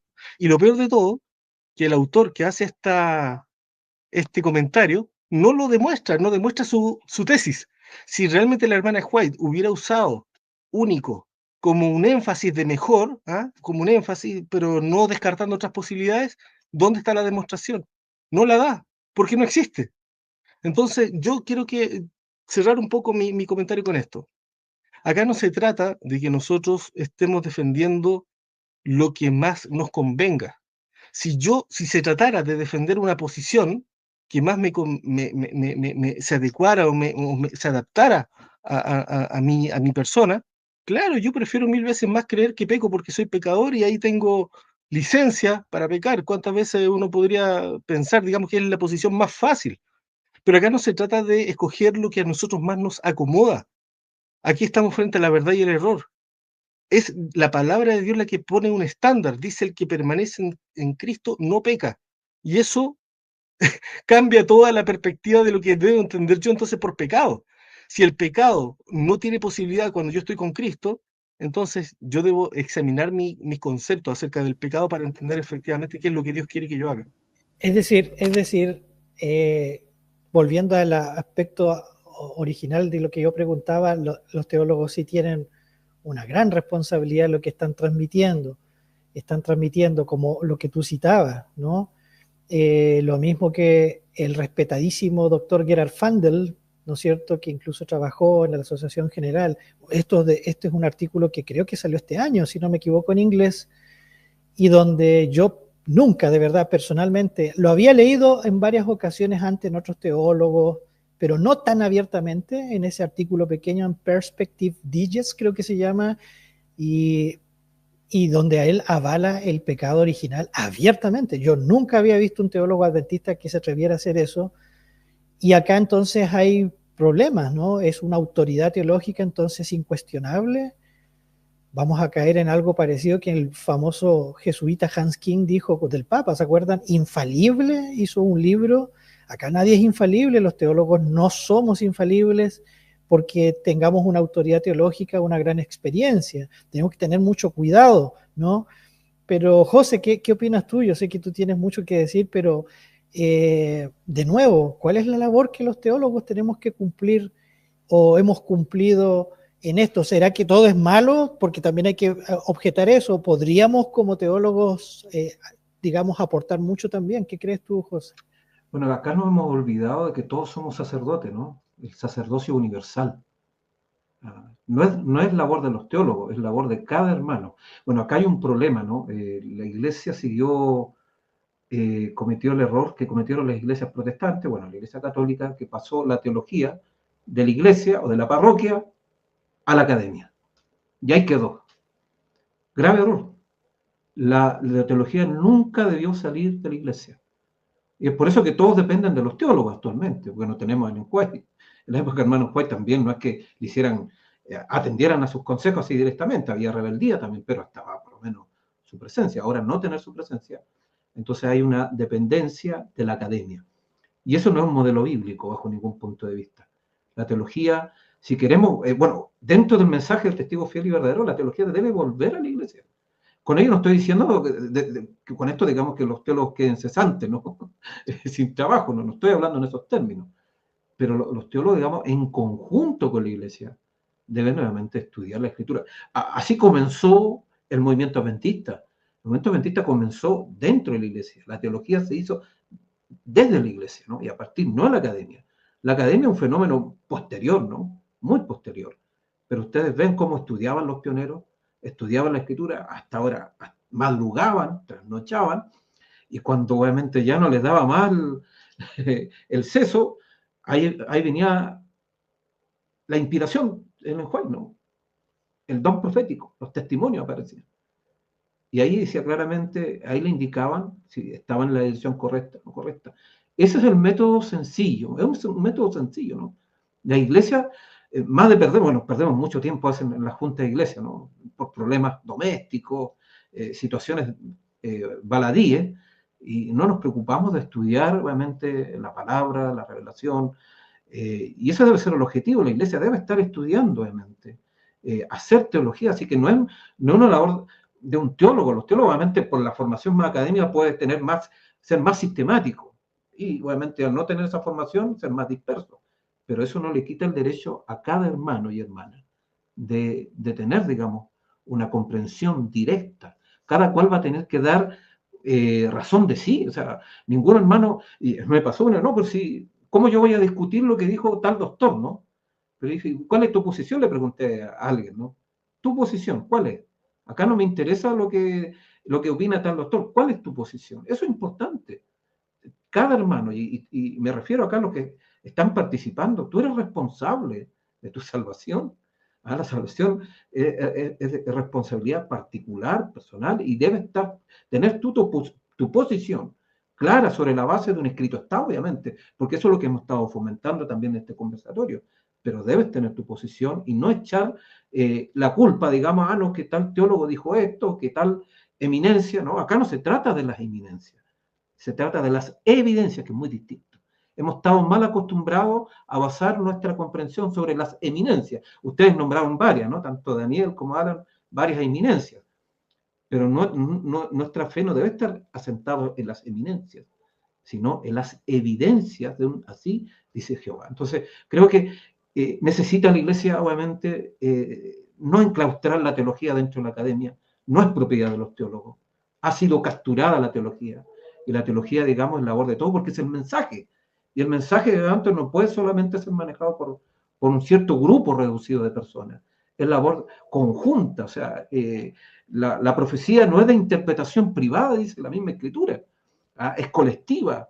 Entonces, hemos entrado con categorías clericales, que eso viene del catolicismo, que lo adoptó lamentablemente el protestantismo, hemos incorporado también ese modelo, y eso ha dañado mucho a la Iglesia, y por eso hay mucha ignorancia, mucho desconocimiento, y nuestra hermandad está dependiendo del libro del momento, del folleto del momento, obviamente, y no está estudiando por su propia cuenta, y fundamentando la verdad presente sobre la base de su propio estudio personal.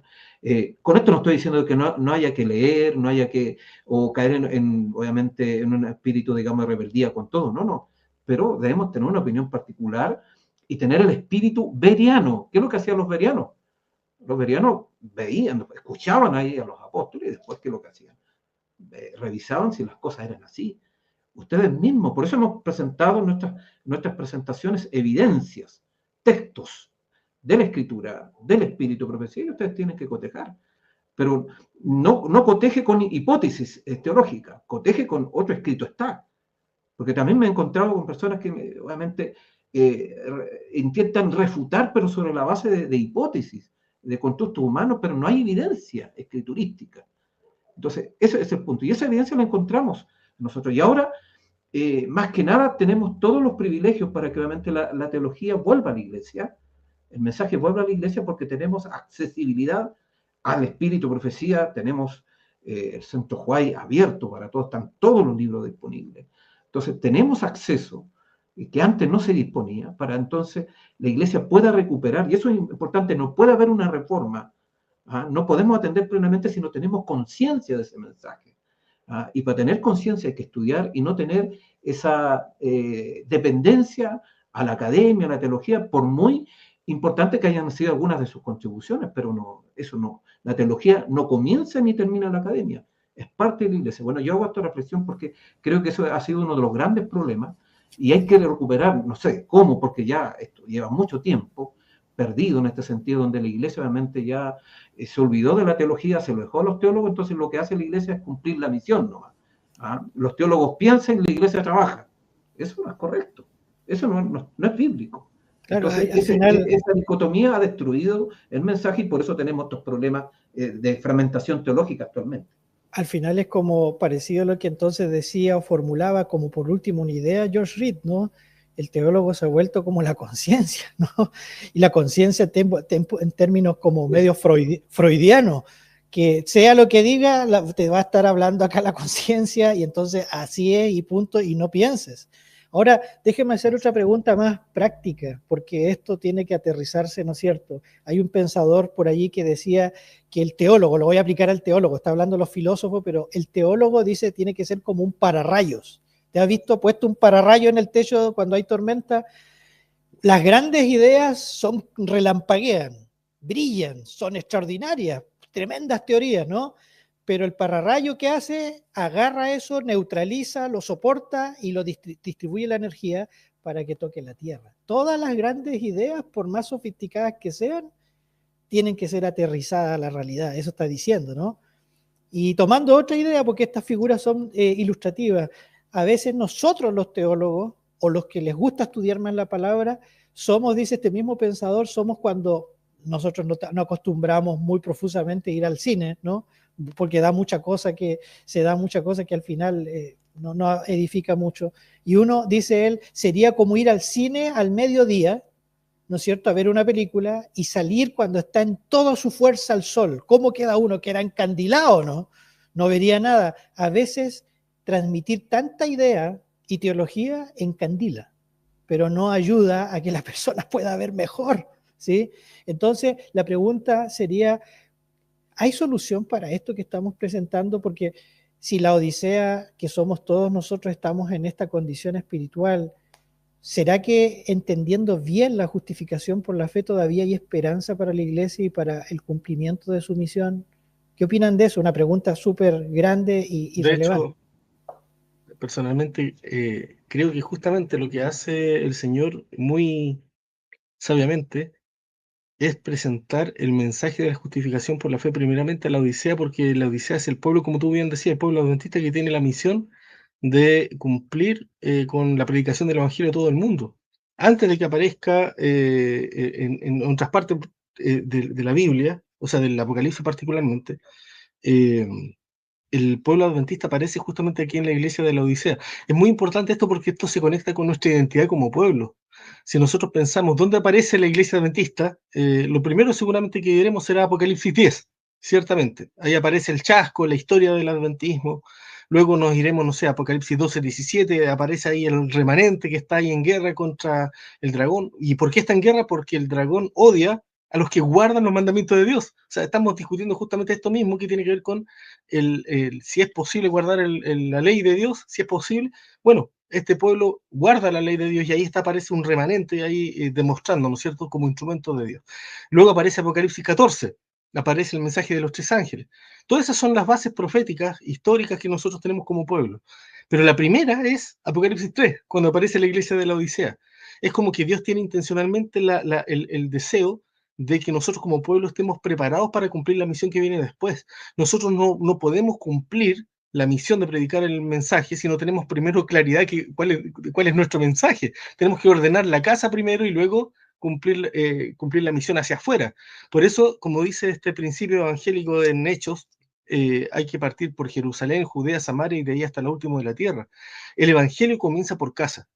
La obra de purificación, la obra de quitar el pecado, comienza individualmente en el corazón de cada uno de nosotros. Llevado a la práctica, este mensaje es un mensaje que cada uno de nosotros individualmente como adventistas debiera hacernos más humildes frente a Dios, y en vez de estar discutiendo entre nosotros, que es, ¿no es cierto?, de tratar de defender, hay posturas en el sentido de quedarnos solamente en la teoría, debiéramos animarnos unos a otros con las promesas que están puestas en la palabra de Dios y que ya las conocemos. Entonces, cuando nosotros nos damos cuenta de que aquí estamos para apoyarnos como pueblo, no para atacarnos, es muy importante que una de las cosas que ha hecho el enemigo es ridiculizar a aquellos que están predicando un mensaje de purificación o de santificación. Tratan de santurrones, ustedes se creen perfectos. Ah, tú ya lo lograste, ya lo alcanzaste, ya dejaste de pecar. Cuando yo escucho ese tipo de preguntas, yo digo, ¿quién es el que está preguntando eso? ¿Es Satanás o es mi hermano? Porque mi hermano jamás, un hermano de verdad, jamás me tiraría al suelo, jamás me llevaría, digamos, a ver lo débil que yo soy, sino entendiendo que, hermano, tú ya que eres débil, acuérdate que Cristo es nuestra fuerza. Todo lo podemos en Cristo que nos fortalece. En Cristo somos más que vencedores. Un hermano genuino, un hermano de verdad, va a levantarte a ti de tu posición, te va a levantar de esa debilidad que vamos a tener hasta que Cristo venga, pero nos vamos a levantar con el poder y la gracia de Cristo para hacer lo que Dios quiere que seamos. Eso es importante. El Señor tiene un propósito con cada uno de nosotros. Su propósito es sumamente claro. Sed santos, porque sin santidad nadie verá al Señor. El mandato, Jesús lo dijo perfectamente. Sed pues perfecto como vuestro Padre es perfecto. No me corresponde a mí discutir con mi hermano qué entiendo yo. No, pedámosle al Señor sabiduría. ¿Qué significa eso? ¿Eso tiene que ver con mi carne? Si tuviera que ver con la carne, creeríamos en la carne, carne santa. No creemos en eso. Hemos dicho muy claramente en este conversatorio que creemos en la perfección del carácter. La perfección tiene que entenderse a la luz de lo que Dios ha dicho realmente y lo que Él ha prometido. Entonces yo siento que ahí tenemos un desafío como hermanos de examinarnos a nosotros mismos. ¿Estamos siendo realmente humildes para aceptar y escuchar la voz de Dios? Porque Dios dice en su palabra que finalmente habrá dos grandes grupos. Un grupo están aquellos que aceptaron este mensaje y están frente al Cordero de Dios, dice sin mancha. ¿Cuándo logramos esta condición sin mancha? ¿Cuando Cristo venga recién? ¿O antes, durante el tiempo de gracia? ¿Para qué es el tiempo de gracia? Pregúntese usted esto, ¿para qué es el tiempo de gracia? ¿No es acaso para desarrollar un carácter perfecto? ¿Qué dice? Y este último texto, digamos, para que nos deje pensando. Apocalipsis 22:11, cuando se cierra la puerta de la gracia. Los que son justos seguirán siendo justos. Los que son inmundos seguirán siendo inmundos. Los que son. Es decir, lo que somos o lo que lleguemos a ser es el resultado de las decisiones que estamos tomando hoy. Si seremos juzgados por nuestras obras, dice el Apocalipsis claramente, seremos juzgados por nuestras obras, por nuestras elecciones. Aquí no se trata simplemente de apelar a una gracia que nos va a salvar de manera monergista. Me acojo a la gracia y ahí estoy salvo. La gracia se da pero con condiciones. La condición es el arrepentimiento, es el abandono del pecado.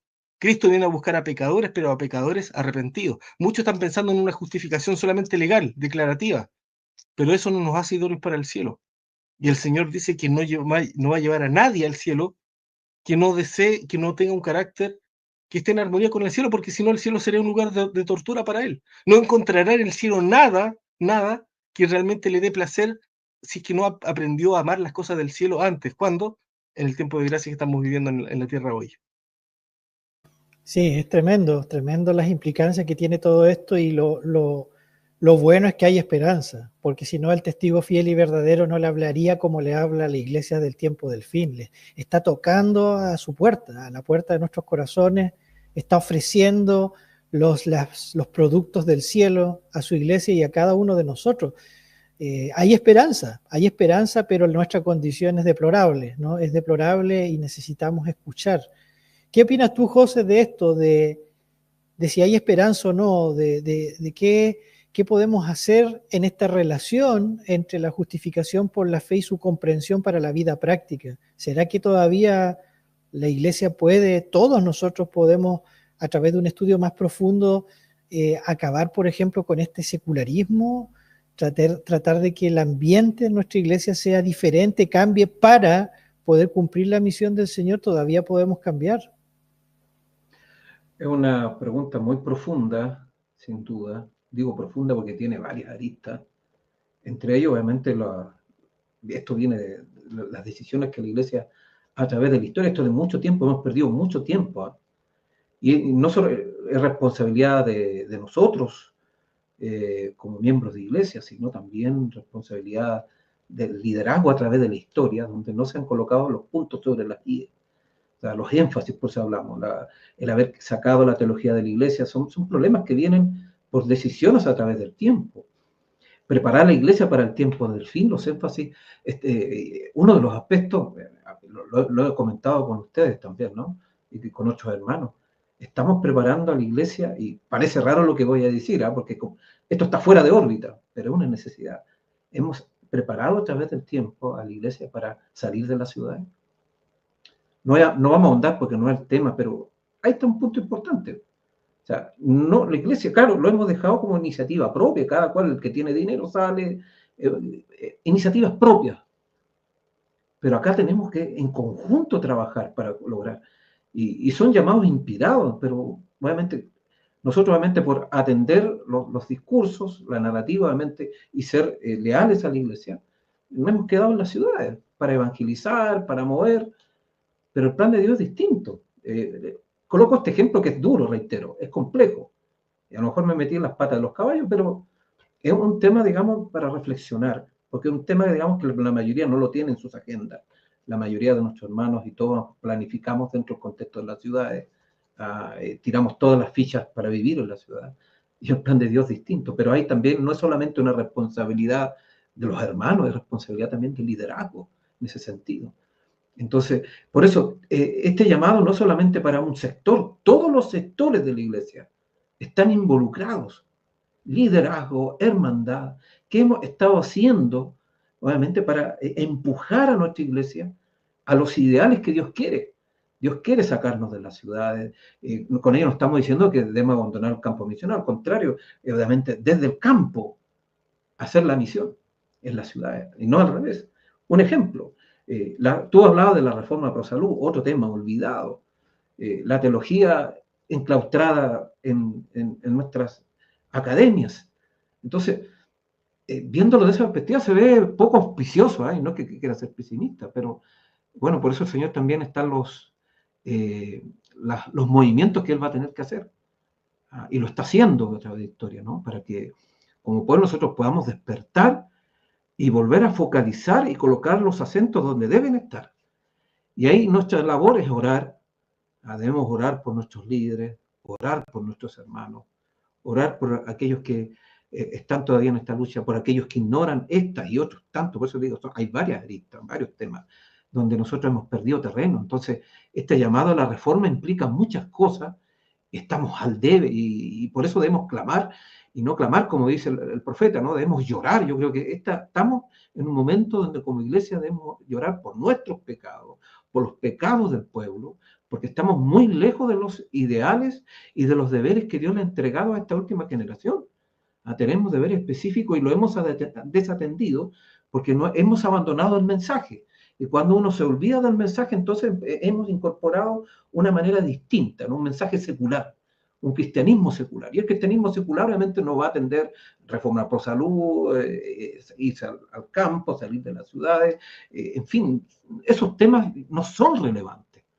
Inclusive hasta pueden ser amenazadores para algunos, porque obviamente hemos perdido todo ese foco. Entonces, yo veo la impotencia, porque hay hermanos que me han preguntado, pero acá, pues cuando leen el Espíritu de Universidad, se encuentran con estos temas.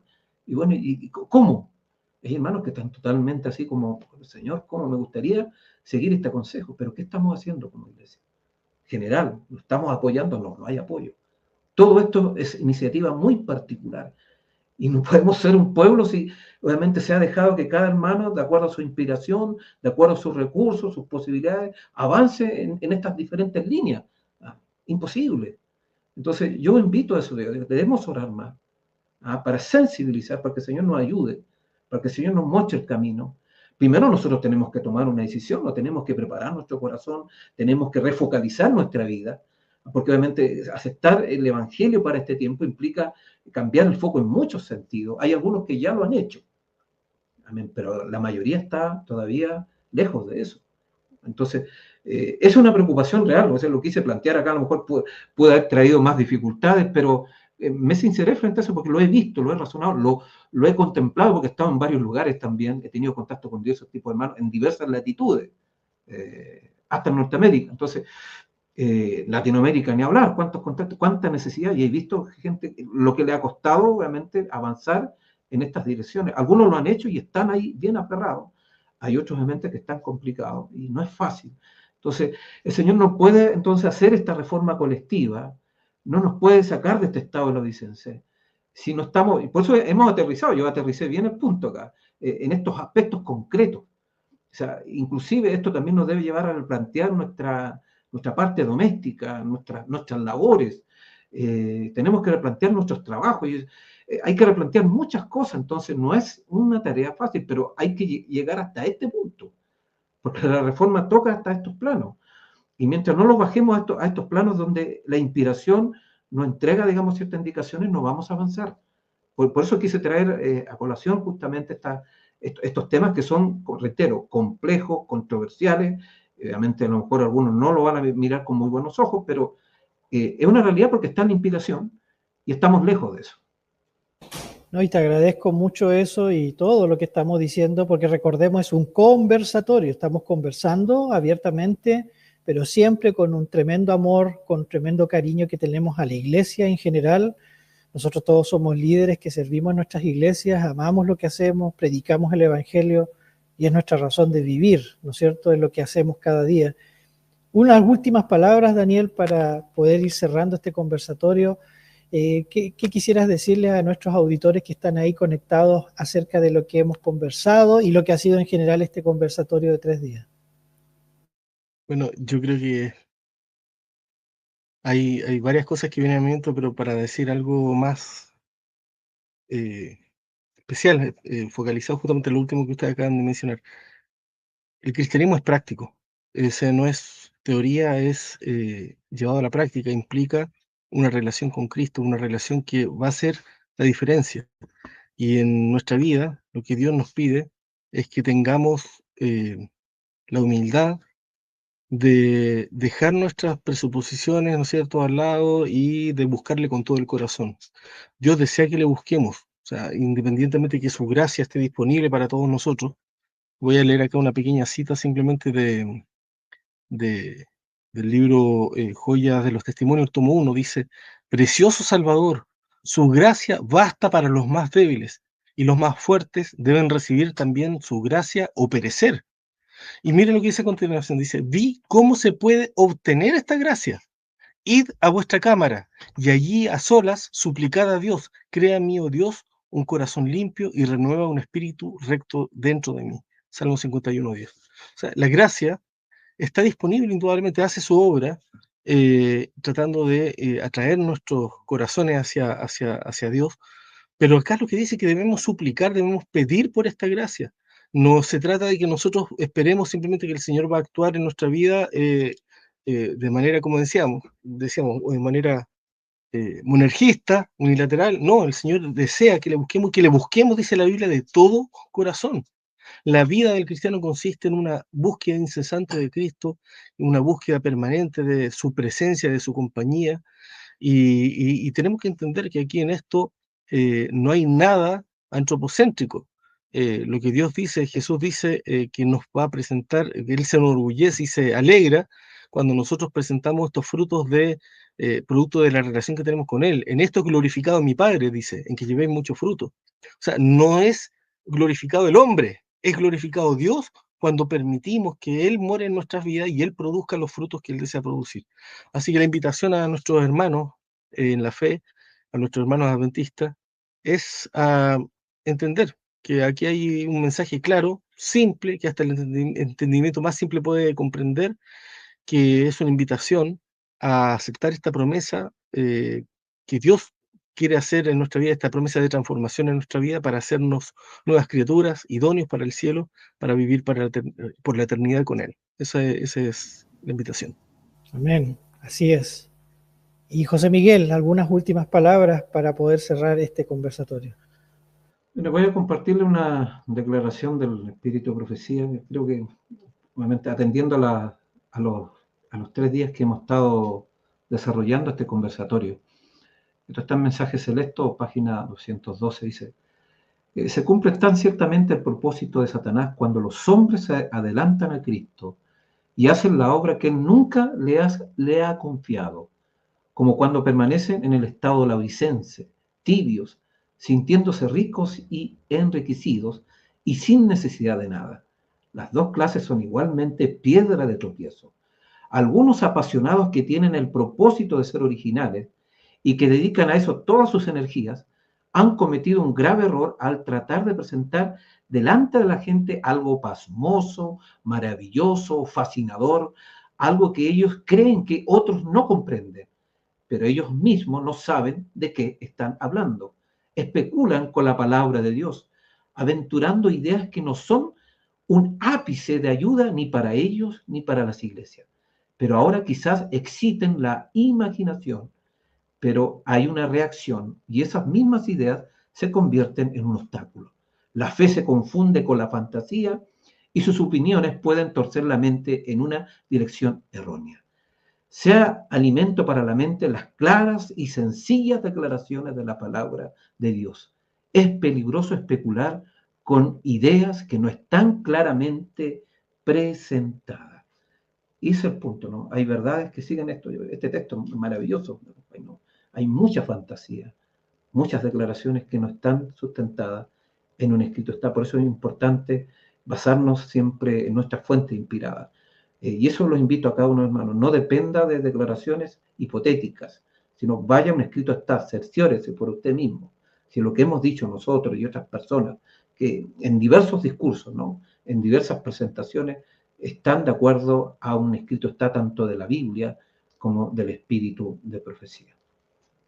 Amén, sí, de todas maneras, estamos muy, muy agradecidos por esta oportunidad y déjenme recordarles algo. Vamos a orar a continuación para no perder la solemnidad y todo lo que hemos dicho, pero vamos a orar en primer lugar, mejor, y después vamos a hacer un último anuncio. Vamos a orar. Querido Dios, Padre, gracias, muchísimas gracias porque en esta última noche de conversatorio pudimos, Señor, expresar, en este caso Daniel, nuestro amigo, nuestro hermano, la importancia de una correcta comprensión de la justificación por la fe y cómo tiene directa relación con la iglesia del tiempo del fin, que es denominada la iglesia de la Odisea. Padre, Señor, nosotros reconocemos que necesitamos el uno del otro como hermanos en la fe. Queremos apreciar, recibir plenamente la verdad presente en nuestros corazones. Queremos, Señor, en esta noche, una vez más, pedirte que el testigo fiel y verdadero, que eres tú, Señor Jesucristo, pueda entrar en nuestro corazón. Ayúdanos para comprar las mercancías del cielo que tú ofreces a tu última iglesia, porque somos tan indignos de ti y no podremos nunca alcanzar la salvación por nuestros propios méritos, pero solo por tu gracia, por tu gran amor y tu poder, y por ejercer la fe y el esfuerzo necesarios que tú pides como seres humanos para aferrarnos a ti cada día, para cada día caminar en ti, permanecer en ti y tú en nosotros. Señor, danos tu bendición en esta noche y en esta nueva jornada, en esta nueva semana que comenzamos. Bendice a cada auditor, a cada hermano que se dio cita y que ha estado presente o compartirá este mensaje más adelante. Bendíceles en sus matrimonios, en sus hijos, en sus familias, en las labores múltiples que realizan en la iglesia. Oramos por nuestros dirigentes de la Asociación General, por nuestros teólogos, nuestros administradores y líderes máximos. Ayúdanos para orar por ellos, más que criticarles, más que hacer ataques personales, que nunca ha sido nuestro tenor. Tú lo sabes, Señor. Ayúdanos a todos juntos, sobre todo a quienes hemos tenido el privilegio de tener un poquito más de conocimiento, a siempre ponernos al servicio de nuestros hermanos, al servicio del mensaje, para completar esta obra de reavivamiento y reforma y cumplir con la misión hasta cuando tú vengas, Señor. Bendícenos, acompáñanos y gracias de compartir tu palabra. Te lo rogamos en Cristo Jesús. Amén. Amén. Que Dios les bendiga, hermanos, y déjenme recordarles, acuérdense primero de que vamos a tener nuevos cursos, ¿no es cierto?, que puede usted revisar en nuestra página de Facebook o la página oficial nuestra. Allí, justamente con la ayuda de nuestro querido hermano Eric, allí están los cursos que comienzan, ojo, no mañana, no vamos a comenzar mañana lunes 3, sino anótelo por allí rápidamente, el lunes 10 de marzo. ¿Por qué? Porque vamos a tener una semana más donde queremos, sobre todo a nuestros nuevos amigos o aquellos que se inscribieron, que estuvieron ahí con nosotros o que han participado, puedan estudiar estos digamos, cursos, hacerse parte de ellos, inscribirse, vean toda la información y cuando tengan cualquier duda durante la semana, escríbanos digamos, al contacto del WhatsApp que está allí, ¿no es cierto? Va a ser el 10 de marzo justamente, y la primicia también que le hemos mencionado, Daniel ya la ha dicho, vamos con la ayuda del Señor muy pronto a tenerles noticias vamos a ponerle por ahora así para que me entiendan, un diplomado que vamos a hacer, aunque va a ser de educación continua. Estamos evaluando si durante 3 hasta 4 años, es como hacer una licenciatura, pero que vamos a impartir en la escuela Musar. Para todos aquellos que quieran adquirir un conocimiento sólido en la Biblia y el espíritu de profecía, ¿no es cierto? Así como lo has escuchado, por ejemplo, hoy día, y además formarte como misionera, como misionero, para poder completar, ¿no es cierto?, la obra que el Señor nos ha encomendado como iglesia. Así que yo no sé si Daniel quiere decir algo más, parece que tiene ahí ganas de decir algo más antes. Últimas palabras ya para terminar e irnos. No, eso, en realidad, redundar un poco en la invitación, porque en realidad los materiales han sido preparados con mucho cariño, con mucha dedicación, tratando de que efectivamente el sello de Musar sea la calidad de los materiales de los cursos, realmente ha sido pensado muy en función de las necesidades de nuestro pueblo adventista. El foco de Musar ha sido siempre la defensa de la verdad presente desde la perspectiva justamente del desarrollo del carácter. Creemos firmemente en nuestra identidad como un pueblo adventista y en función de eso necesitamos evidentemente apoyarnos entre nosotros como hermanos para que podamos ir contribuyendo entre todos no solamente a la defensa de la verdad, sino especialmente a la preparación nuestra espiritual para el pronto regreso de Cristo. Eso básicamente, Alan. Sí, así que quédense invitados, únanse a nuestro canal en Facebook y que Dios les bendiga, que Dios les acompañe. Un abrazo grande para cada uno de ustedes. Bendiciones.